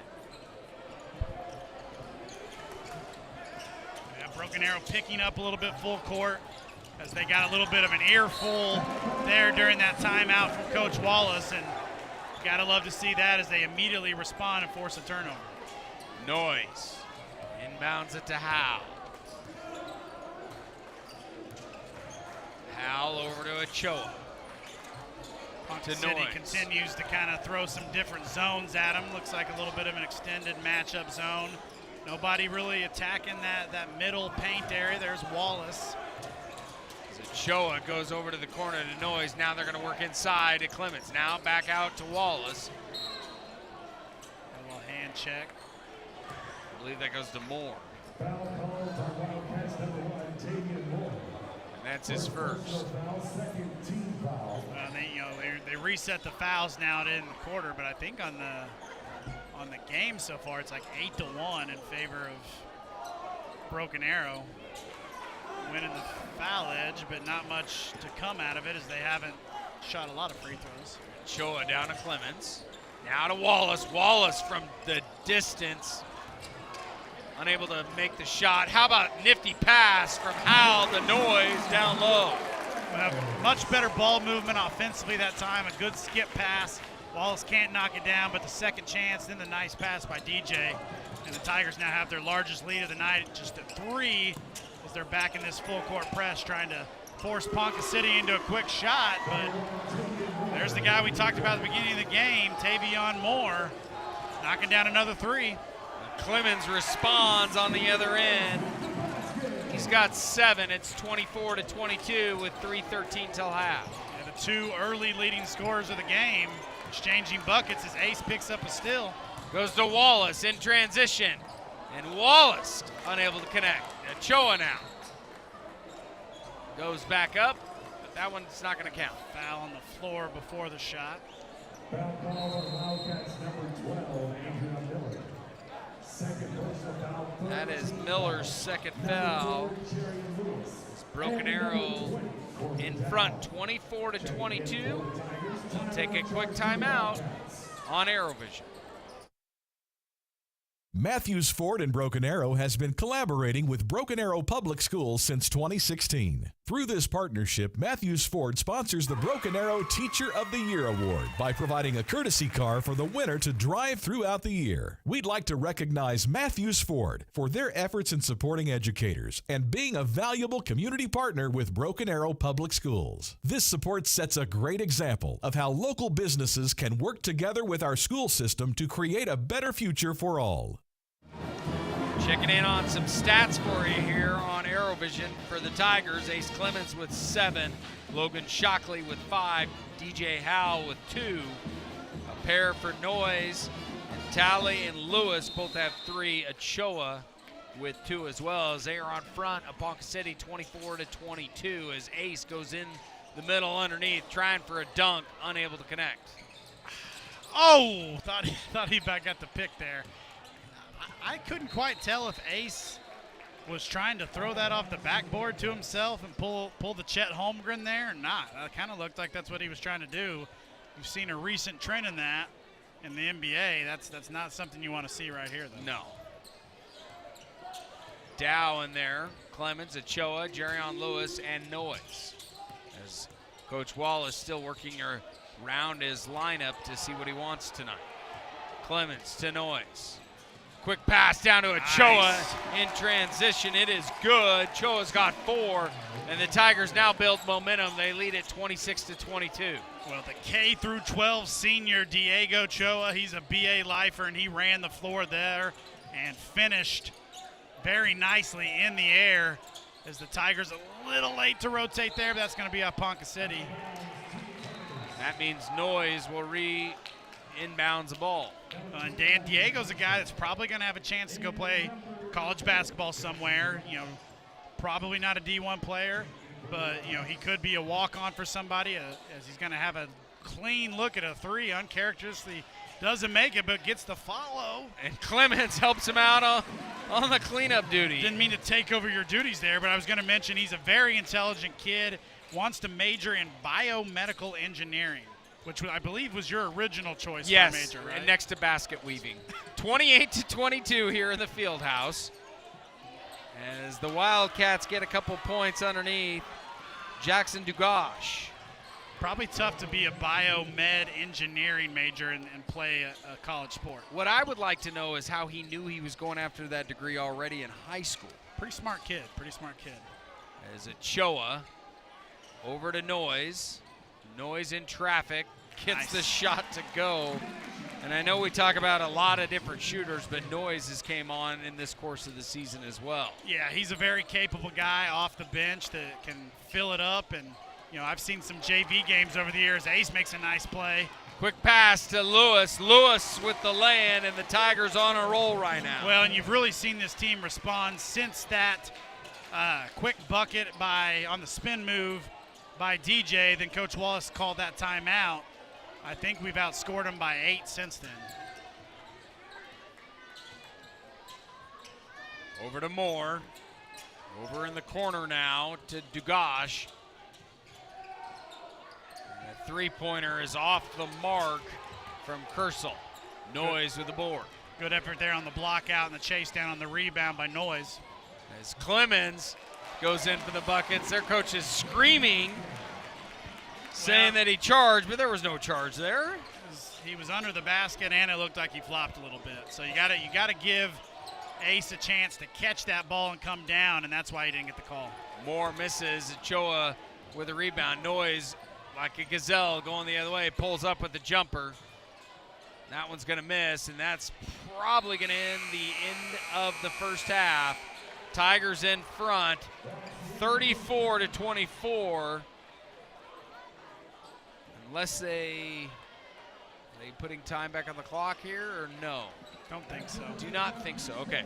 So Tigers trailed after one, 17-16, but they poured it on in the second quarter. 34-24 is our halftime score. Let's check in with Madison Dildine with Coach Bo Wallace. Coach, it's been kind of an uncharacteristic first half of play for you. We finally started to catch some rhythm there at the end. What do you want to change in the second half? We just got to change the tempo. We're letting them play in their tempo, especially the first quarter, and halfway through the second quarter, we finally made some easy buckets, but we got to our tempo, so we just got to do a better job of that. Thanks, Coach. Greg, you kind of touched on the tempo that needed to be cleaned up, and it felt like it did at the end of that second. Yeah, it's like the message, you know, we're talking with Bo before the game, he feels like really one of the weaknesses of this team, so to speak, right now is that just really not being ready to play from the get-go. And you saw that again tonight, but you saw that response after that timeout, finishing very strongly. And Dan, speaking of finishing strongly, we're going to have a really good halftime performance. I believe this is the Aspen Creek Elementary Jammin' Jumpers. Is that right? I believe that is correct. They perform every year here at halftime, and they always put on a really good show. Yes, this is the Aspen Jumpers, and they will be our halftime entertainment for you. So stay with us on ArrowVision. The Tigers in front, 34-24.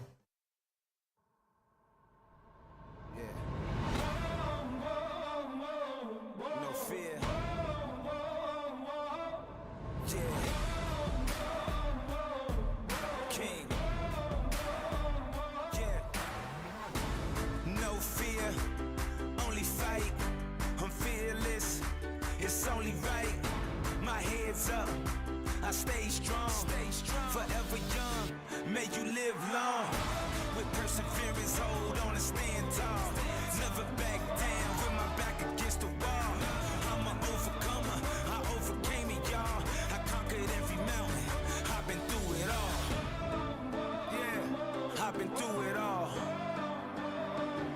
I'm fearless. Nothing can ever hold me back. Nothing. I'm unstoppable. I'm unstoppable. I'm fearless. Yeah.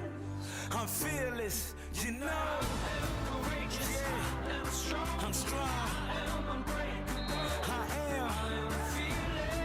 Yeah. I'm fearless. Yeah. I'm fearless. I am fearless. I am fearless.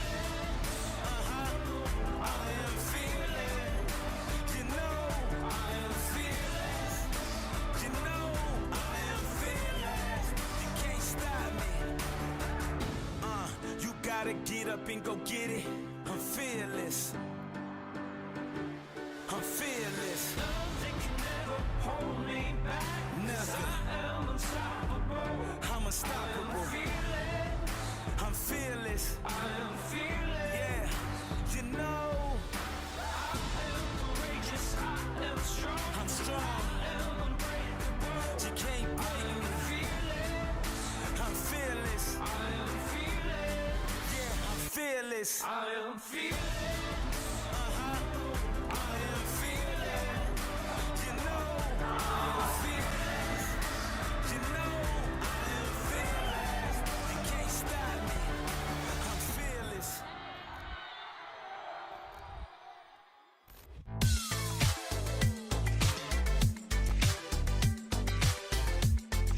We are very excited and happy that you are here. This is the Freezing for a Reason 2024. I'm with Christina Gould, Freezing for a Reason. Much warmer than what it was a couple of weeks ago, but just tell me how special this event is. It is so special. This is the one big event where we can see our school wrap around us. Our whole district comes out for it, and we love it. The community comes out. We have police officers and firefighters and House representatives that come out. We love it. It's a great event. When you see someone jump in the water for the first time and they've never done it before and their eyes just light up, what does that mean to you? It's exciting. It's exciting to watch the thrill come over them for sure.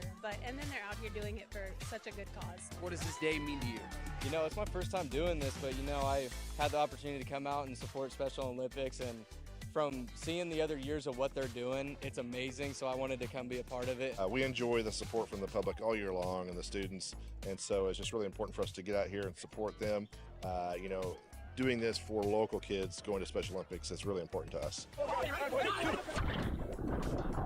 Well, I heard Coach King talking about it, and I really want to help support these kids and just try and help them out, get them up there. Another successful Freezing for a Reason in the books here at the Broken Arrow Golf and Athletic Club. Thanks again for all the Special Olympic participants, and thank you for all your support. I'm Dan Hawk with ArrowVision.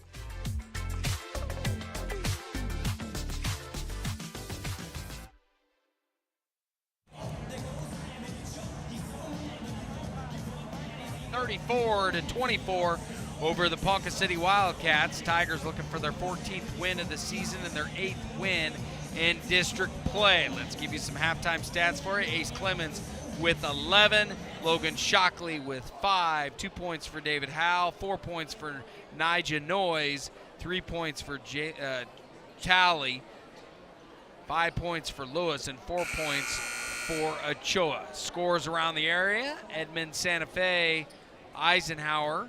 Edmond Santa Fe a winner 83-42. Bixby and Choctaw. Choctaw in front 31-24. That is nearing halftime. Muskogee on top of Southmore. Remember, that is our game next week on the road for the Tigers. First game out of the gate. 42-28 Muskogee on top. Union and Owasso in a tight one in the third. 36-33, and we'll get going here in the third quarter with Ochoa, Jerion Lewis, Corbin Dow, Noyes, and Ace Clemens is the starters on the court right now. Lewis gets hit hard by Rain Fisher. And it's an interesting starting lineup to start the second half here, as we're not going with starters, but you're also not going with purely seniors.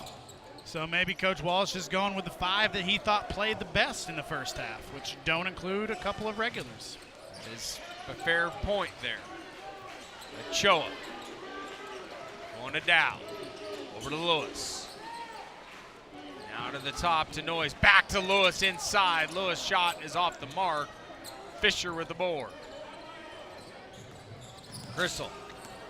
Bounce passes to Fisher.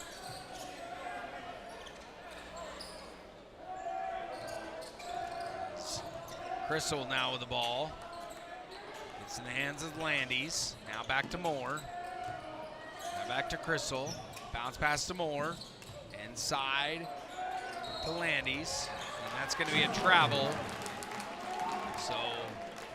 Well, and Putnam City head coach, well, you don't have, the name's not on there. Yeah, they don't have a name.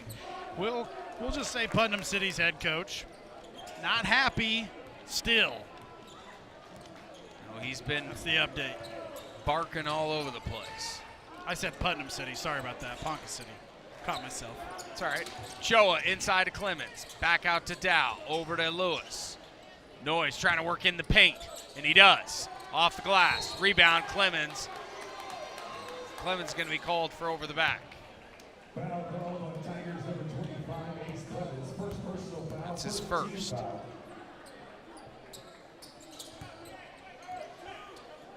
Norman a win over Northwest Clawson. That's the other final. Mustang lost Edmond North 65-46. Fisher drives right by a pair of Tigers. Awkward pass off the glass. He goes to the deck. Ball going the other way. Bad pass by the Tigers. That one looked like Crystal stepped out of bounds. Well, interesting enough, Dan, doing a little research here, that's actually their assistant coach doing the coaching tonight. If you look down there on the bench, Ponca City's head coach is Jacob Birnbaum, who I believe is sick tonight, but he's here. He's wearing a mask down there on the sidelines. So I'm guessing he's just kind of saving his voice and letting didn't want to miss it. So, you know, now we got that straightened out. Well, their assistant seems like a fired up coach, I'll put it that way. As Choa gets 6 points. Apparently, he replaced former Oklahoma State Cowboy Ivan McFarland. Unless it's just coincidentally another Ivan McFarland. How about Greg, the statistician tonight? I don't think that has anything to do with stats.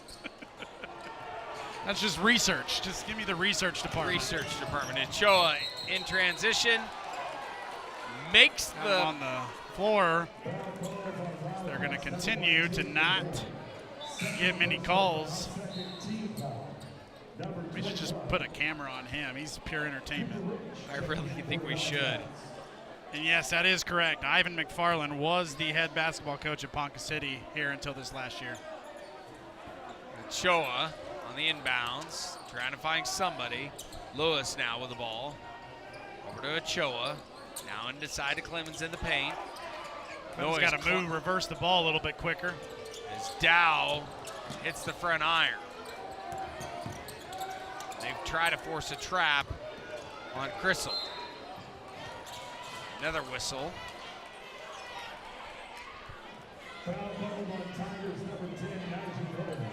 Nija Noyes is charged with the foul on Dugash. So Moore will inbounds it.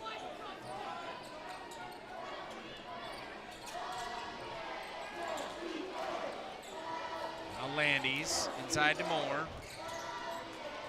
To Dugash, long triple from Moore. And how about the effort from Lewis just getting in there to pick the pocket as Noyes drives that one all the way through, misses, no problem as Clemens was there, misses. Fisher's gonna come up with it, gonna go the other way. Well, and Ace, you know, great effort. He's playing really well tonight, has double digits, but you gotta power up through there. You gotta initiate the contact, drive through, and finish. A little bit too much fading away there on some of those put-back attempts. As Crystal makes the buckets. It's now 36-27 with 4:40 to go. Ponca City continues to hang around, and three ball has been a weapon for him tonight.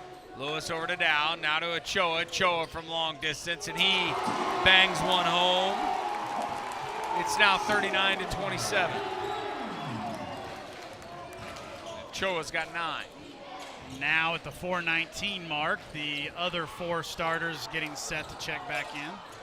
Dow getting pulled all which way, many different directions by Moore, and Moore's going to be called for the foul. That's his second.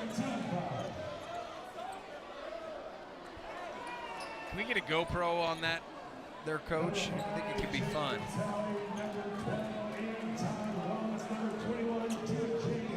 Shockley, Talley, Wallace, Howell, and Ochoa in. Dow, Clemens, Noyes, and Lewis out.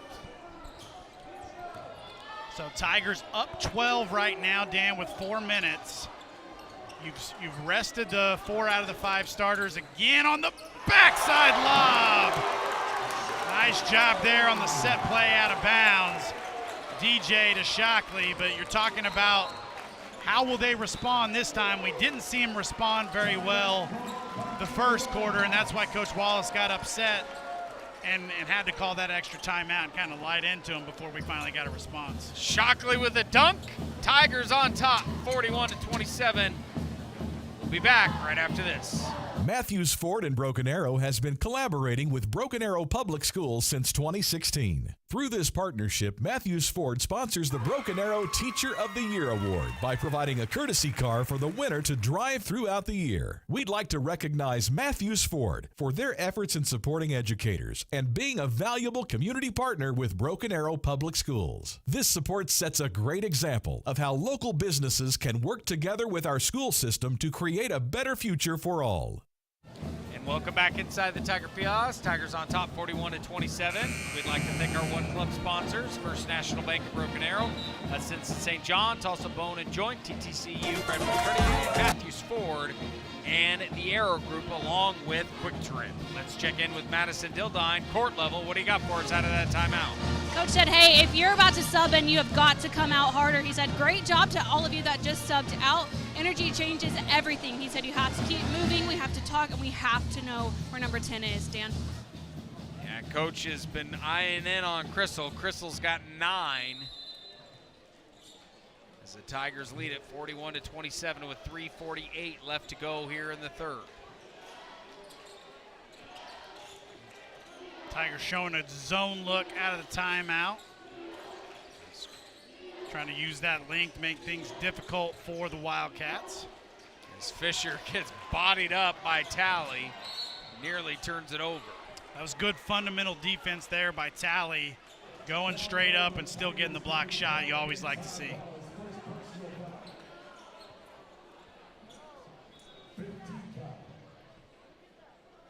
That was Wallace's first foul. So Dugash will go to the line. He's just a sophomore. I want to continue to mention some of these senior highlights. Jerrion Lewis, a guy that's gotten a lot of minutes tonight and played well. You've seen this on a lot of their sheets, but favorite sports memory was going to Florida with the team last year. And Dan, that was a memorable trip for everybody. They went to a tournament, but they got stuck in that whole situation with Southwest Airlines in Dallas and had to drive a bus all the way to Florida. But you know, that almost in some ways makes the trip better for these kids, as it kind of adds to those memories. And you see a lot of kids talking about how that was their favorite memory. Yeah, not only that, but it builds a stronger bond, because if you're with somebody on a bus for a long period of time, you're going to get to know your teammates even more. I went on a similar trip myself, and we didn't fly anywhere. My sophomore year in high school, we drove on a charter bus from Miami, Oklahoma to Orlando, Florida. And I tell you what, once you make that trip through the whole South, it feels like all you see is Waffle House signs. I could go for one after another, nothing but Waffle House signs. I could go for some waffles tonight. Post-game Waffle House trip? I like that. You buying? We'll see. Crystal, over to Moore. Now they work inside to Loose Fisher. ball, got to get that one. There you go. Yep. Choa picks it up, goes to Howell. As Howell flips it over to Wallace. Wallace now gets it to Shockley. Shockley gets fouled going in. A good utilization of shot fakes and putting it on the floor under control by both Wallace and Shockley there. You like to see that so many times. You see rush shot fakes that really are worthless, but both of those guys utilized those fakes and did something positive with it. Quick pass from Wallace into Talley, but Ball's going to go the other way. Fisher out to Moore on the left side, and he connects from long distance. He's got 11. You would like to see DJ Howell heated up here in the second. He's only got 2 points. And like I said, he may have only attempted 1, maybe 2 shots. This tally goes back to Howell. Howell over to Ochoa. Now to Wallace. Wallace pulls up near the free throw line, and he connects. And he's on the board with his first sets of points, 43-31 with 1:45 to go. That's just good quality offense, good ball movement there by the Tigers on that possession as they rush Ponca City into a heat check three-point attempt by Moore, which was unsuccessful. Yeah, Moore was trying to find a body part on Wallace to hit, but he hit nothing but air. So the Tigers will get the ball right back. Choa steps out as Manny Williams comes in.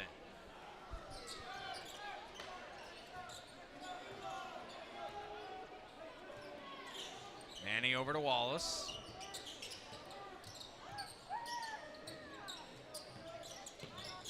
Wallace dancing around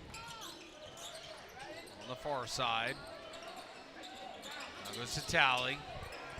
Wallace, correction, Howe is wanting it, but it goes out of bounds, and Coach Bo Wallace not happy. Well, you like the unselfishness there, and the big guy looking for his point guard on the post, kind of a reversed opportunity there, but just really wasn't that open. Got to travel on the other hand, taking too many steps, which is the opposite of what I just talked about Broken Arrow doing well a couple possessions ago, which was utilizing the shot fake, gaining ground and getting somewhere with it. So many times you see, kids drag that pivot foot or shuffle those feet. Dangerous pass to Manny, but he avoids any contact. Whistle will go against the Wildcats, so Wallace will go to the line. I want to mention, Dan, that viewers at home, we will not have any broadcast next week. It's the first time in a while we have not had a live broadcast of wrestling or basketball, but we actually will be live on Wednesday afternoon for National Signing Day. We're going to kind of do a live Uncaged podcast with me and you and Dustin Smith and bring you those signing day festivities and bring on some different players and coaches as guests. Should be a fun live pod. Do you remember your signing day? I did not sign anywhere, so. I thought you signed. You don't get a signing day when you go to walk on for your dad in junior college. I thought you signed up at NEO. I apologize. Well, I mean, no. Crystal. Over to Landys. Now back to Crystal. And the student section giving him gripe for his air ball earlier in the game. And he goes up for another triple and he air balls that one again. 2 straight. So the student section are definitely going to rejoice on that. Oh, nice pass. Nice pass, like Greg said, underneath. As Stoll makes the buckets. 45-33, 25 seconds left. Manny over to Wallace. Wallace driving the lane, and we got a foul on Crystal. That's his second. Anton Wallace will shoot 2 from the line. Crowd has gotten pretty quiet. A decent crowd tonight, but not a lot of noise being made. In fact, I think the loudest it got was during the Aspen Creek Jumpin' Jammers at halftime. Wallace makes them both. Tigers with a 2-touchdown lead here as we dwindle away in the third quarter. Moore trying to drive through traffic, coughs it up, but it stays at the Cats.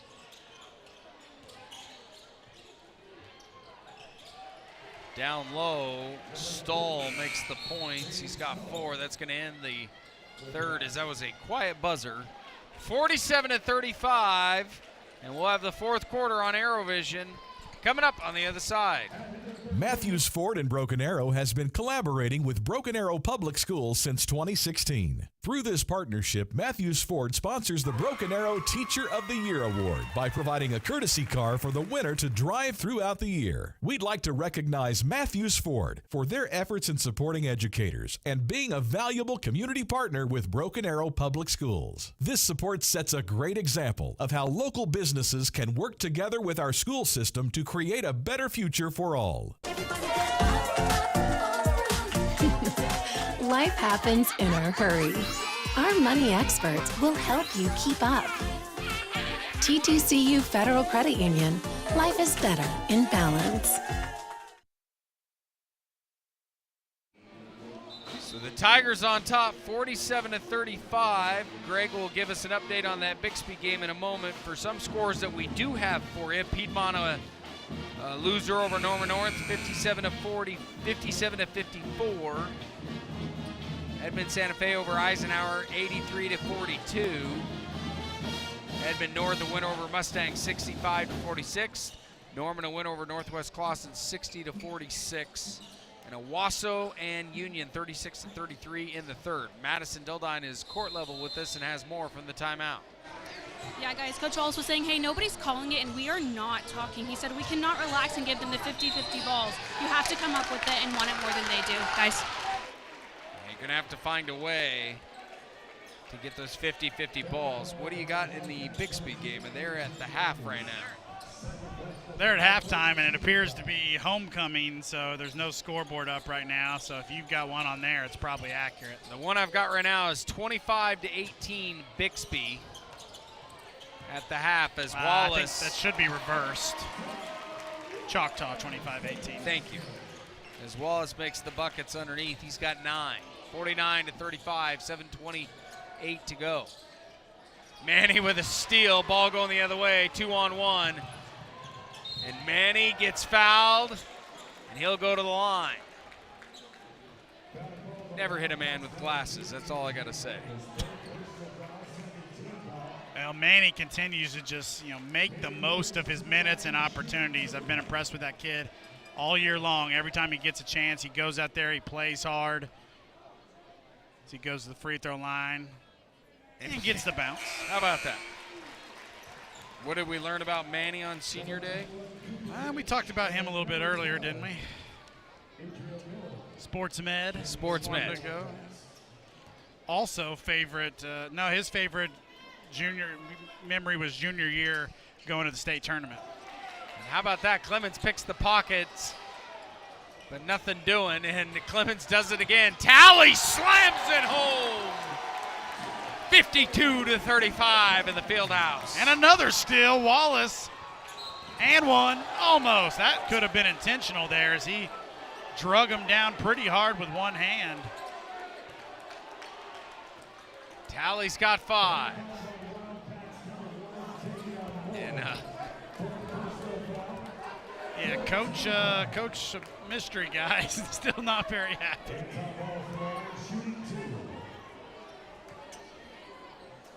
Wallace connects. Wallace entered tonight as a 72% free throw shooter. As the Tigers are just cruising now, 52-35.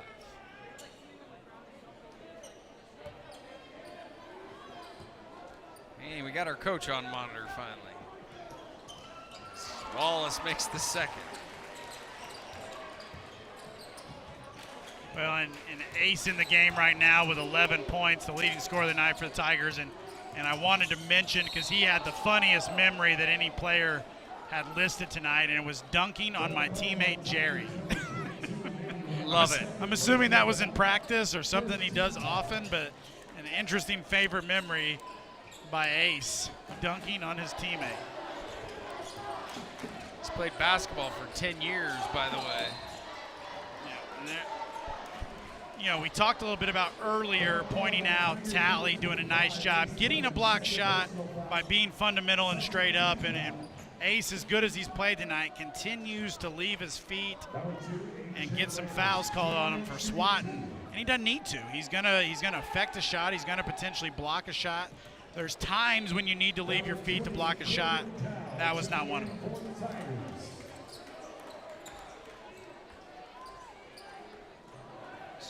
Talley will check out. Corbin Dow will check in.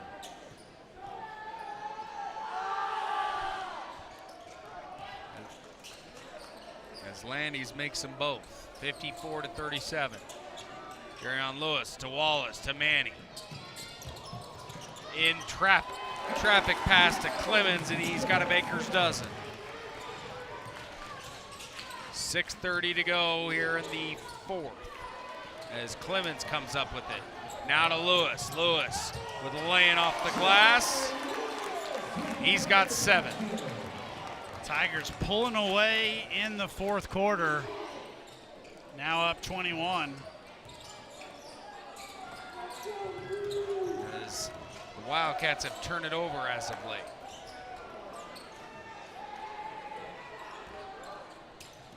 Nice pass to Manny. Manny all alone makes them pay 60-37. Well, that's just Manny being Manny, right? I have waited all season long for one of us to say that. Felt like the time was right. Let's take a quick timeout on ArrowVision. Tigers lead it 60-37. If you and your family have been waiting for the perfect time to jump into your dream home, it's here. We make buying a new home as easy as it is exciting with quick credit approvals and great rates. First National Bank of Broken Arrow. First people put people first. Your side hustle keeps you moving. We'll help you get where you really want to go. TTCU Federal Credit Union. Life is better in balance. And welcome back inside the Tiger Fieldhouse. Broken Arrow with a commanding lead, 60-37 over Ponca City. We'd like to thank our One Club sponsors, First National Bank of Broken Arrow, Ascension St. John, Tulsa Bone and Joint, TTCU Federal Credit Union, Matthews Ford, the Arrow Group, and of course, Quick Trip. Well, the Tigers really doing a nice job here in the late third quarter on into the beginning of the fourth quarter. You know, finding the right mix of guys. This group especially here has had a lot of great moments tonight, especially on the defensive end, creating those transition opportunities, and really like the way this team's finishing tonight. It's Ponca City trying to get something going down low, but Dow with a big paw in there flips it to Clemens. Clemens over to Wallace, now to Dow. Now to Jerrion Lewis in the corner. Back to Wallace. Wallace driving in the paint, puts it off the glass. He's hit hard, and he'll go to the line. And that will be Fisher's second. A good aggressive drive there by Anton Wallace to get back to the free throw line. Not a big guy, you know, only about 6'1", 150, 160, say maybe. But he does not play scared at all. He always goes hard, penetrates, you know, always doing good things, getting the ball to the basket, getting to the free throw line. Wallace missed the first one. He is a 72% free throw shooter heading into tonight. Misses them both. Clemens there with a rebound. Guarded by three people, and why not? Have a night, Clemens. You got 15, young fella. And he did what I talked about earlier, finishing up through the defense, not fading away, using that athletic ability. Love to see it. Once again, Dan, I tell you what, I mean, if he can provide you with this kind of minutes, unfortunate foul there, but how often their coach has been working the refs. They were bound to get some eventually, but I can't say it enough just how much of an impact Ace can make in the playoffs if he can play this kind of quality basketball for Broken Arrow. Dow now has 2.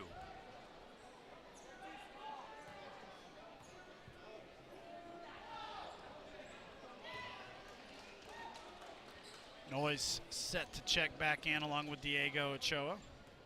Find out who they're replacing.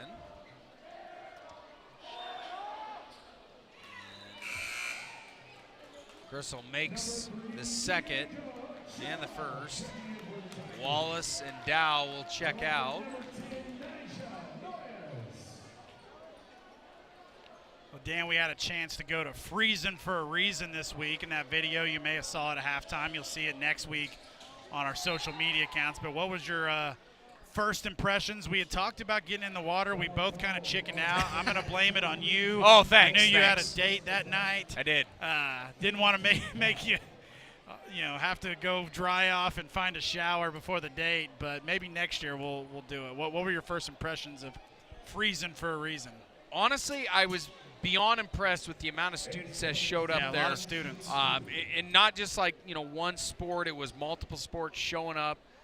That was very impressive. And then also I got to give our city leaders big props as well. Yeah, you love to see the fire department, police department, guys like that out there. And my favorite back. My favorite memory with the police department is, I don't remember what officer it was, but he dives in and then he's like, "You boys aren't getting wet," and he just starts splashing all his fellow individuals as well, which was very, very funny. Ace knocks down 1 to 2, and if you did not see that video, look for it on all Broken Arrow social media accounts. There's some good pictures.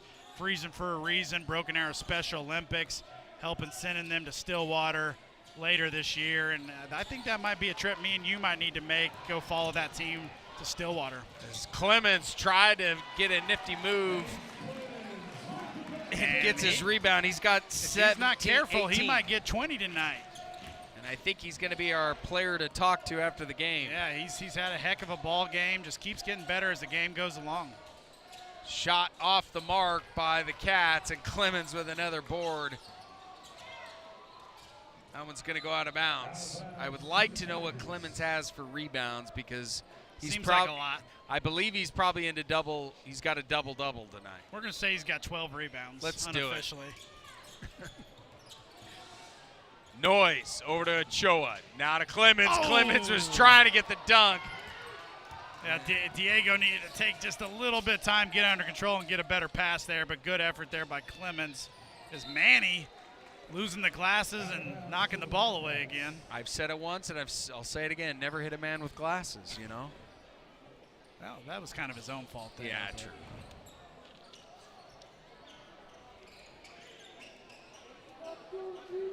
So 4:11 to go. Tigers lead it 65-39.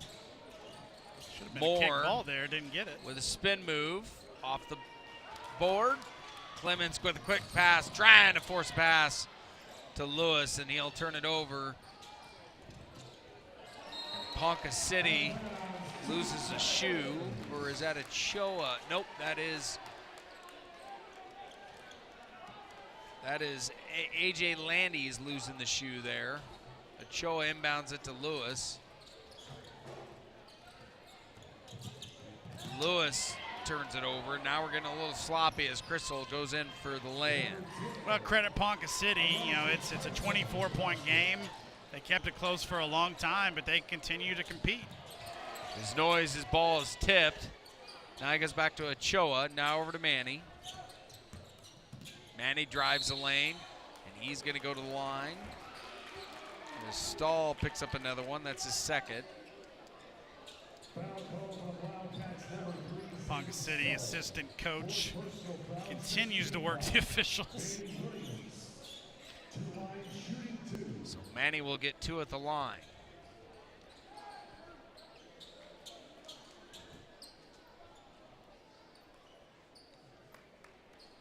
It's a long halftime in Choctaw tonight, Dan. And it's still 25-18 as Manny connects on this the first. This game's going to be over before the second half begins. Number 12, Adriel Miller, checking in for the Wildcats. It's tied up with Union and Owasso, 47-47 in the fourth. It's been a little weird not seeing Union and Owasso on our schedule this year. I know. Something you kind of have to get used to. I don't know if I like that.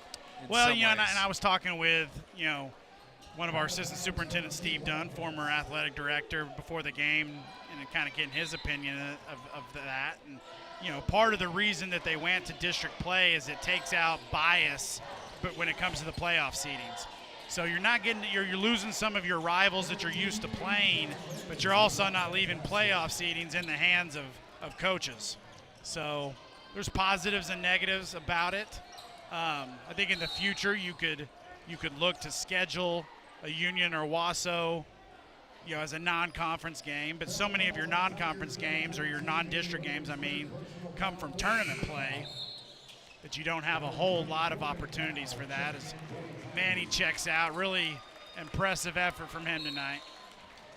Manny just had 4, but he was all over the place. He just plays hard. He's a good kid. He plays hard. He does what's asked of him, and tonight he got the start and contributed, and Ace comes out of the game. It looks like he's probably not, unless he comes back in, he's going to fall just shy of 20 points. They're going to need him down the stretch for sure. Ace I believe finished with 18. He did finish with 18, unless he goes back in. As Tally collects the rebound. Up to Noyes. Noyes misses off the front iron. Tally trying to steal it. So Ponca will shoot up a prayer. Tally almost came up with a rebound. Down low for Ponca, it's Stahl. Ponca City's coach wanting a jump ball. He's just been an unhappy camper all night. And finally, the Choctaw-Bixby second half is underway. Choctaw with a 32-24 lead early on in the third quarter. So hopefully this does not become a free throw shootout the last 2.5 minutes. Dow, a 47% free throw shooter, and he makes the first one. Well, and Dow's a kid that's gotten some decent minutes this year. He started tonight, has played well. He's a really good shooter. He's got a lot of shooting ability, but he's kind of getting adjusted to this level and the consistent minutes. I expect next year you're really going to see his true shooting ability come out more in the varsity games. He'll be relied upon a little bit more, and sometimes it just takes you a little bit of an adjustment period to be able to knock down shots at the same rate, going against this different speed as a sophomore, as opposed to, what he may be able to do as a junior and senior. Well, and it also helps out that he's got an older brother at Oklahoma State that they'll probably get a ton of practice time with one another. Yeah, and it was neat that last year he got a chance to play with his brother in his senior year and go all the way to the state championship game. What were those two like on the court together, Greg? Didn't play a whole lot of minutes. Dow was not a kid that got to play any the younger brother, didn't get to play. Corbin didn't get to play significant varsity minutes last year, so it's hard to kind of comment on, any chemistry they may have had, but they had a few moments. As Moore puts one off the front iron, rebounded by Howe. Howe, quick pass in traffic to Lewis. Lewis with a nice move to the cup. He's got 9. Well, that's a very well executed transition opportunity. Good job by Lewis running the floor. So he's going to check out and be replaced by Israel Wilson. And along with that, Jacob Gardner will check in. Choa will check out. So Hal, Tally, Jacob Gardner, Israel Wilson, and Corbin Dowen. Second home game in a row that we've seen Broken Arrow get off to a little bit of a poor start in the first half and then figure it out in the second. May need to talk to Coach Wallace about, just skipping the pregame talk and going straight to the half game talk, or the halftime talk next time. Whatever you're saying at halftime seems to be working better. I also think, because of senior night, not starting your traditional lineup, that adds a little bit of a wrinkle in it as well. It always does, but we've seen it quite a bit. This team continues to come out of the second half a lot better. So you got to ask yourself as the season goes on, what are we doing post halftime that we can't do to start out the game? You got to identify that, because you've seen this team, most of their losses have been really close losses that could make a big difference between being a state tournament team or being a team that maybe makes an early exit. And Hal will check out, and Nigel Noyes will check back in. Hal, only 2 points tonight. Kind of maybe he wanted to make sure that his teammates, some of the seniors got some of the shine. You didn't see him very aggressive tonight offensively. Well, he did fill it up with assists. Yeah, also played quite a few less minutes than he normally would. But if you're DJ, his Dow's going to get a clean look at three and miss the mark there. Stahl with the ball the other way. Down to 25 seconds. Turnover, Noise. Over to Talley. Talley down low to Gardner. And Gardner's on the board. The junior picks up 2 points with 10 seconds, and Dow nearly steals it. And just a reminder, we will not be back live next week. Tigers on the road at Southmore and at Jinx. We'll see you on the 13th against Bixby, the last regular season game, and that could be a big one in terms of playoff seedings. And then again, a reminder, Wednesday afternoon, live on ArrowVision, National Signing Day. That'll be a fun one as Ponca City knocks down the final shot of the night to fall 72-47. So 72-47 is the final. We'll go over the numbers in just a little bit. The girls a winner big time, 68-21. And Bixby and Choctaw still playing. They're just getting in the third. 38-28. Choctaw on top. A lot of time left in that one. You can find that on Choctaw's Yellow Jackets YouTube channel if you want to see the end of it. Big winner tonight was Ace Clemens with 18. We'll visit with him with Madison Dildine as well. As Coach Bo Wallace is going to Madison Dildine right now, and Ace Clemens as well. So I think she might get both of them. So we'll start it off with head coach Bo Wallace with Madison Dildine. Coach, what did you say at halftime to turn this team around? I pretty much erased everything on the board and just put applied pressure and take care of the ball, like just little things that we need to do. And it's senior night, there's always a lot of emotions and it's different rotations, so just getting through that, playing through that, and then proud of how the guys finished the game, and I thought that other group really did a good job in the second quarter. What does the class of 2024 mean to you? I couldn't hear you. What does the class of 2024 mean to you? I mean, this is my 16th year as a head coach, and every year is hard when they leave, so just another special group that's a different group. So I really care about these guys and wish them the best and glad they got a win on senior night. Thanks, Coach. Thanks. Ace, you had 18 points tonight. How did it feel to start on senior night and then get some of those big-time plays in? Feels really great, I feel like I've been working hard, hard work comes to success, so I feel like it's just hard work paying off, really. You're on the road next week in Southmore, so what can fans expect out of that matchup? They can expect us to compete and get a dub, bring the dub home. Earlier you said that your favorite memory was dunking on Jerryon, and after senior night, does that still stand true, or has that memory changed a little? It's changed for sure. I feel like senior night has been a big part of, my journey at BA. It's definitely made a memory. Thank you. Ace Clemens with 18 points. Logan Shockley with 7. Manny Williams with 4. DJ Howell with 2. Dow with 2. Antoine Wallace with 11. Nigel Noyes with 4. 5 points for Talley. 9 for Jerryon Lewis, and 9 for Ochoa. The Broken Arrow Tigers win 72-47, and the girls also win 68-21. Like Greg said, our next broadcast will be on Friday of next week with Jinx coming to town. Nope. Week off. Correct. Bixby. Then Bixby. Thank you. 13th. Thank you.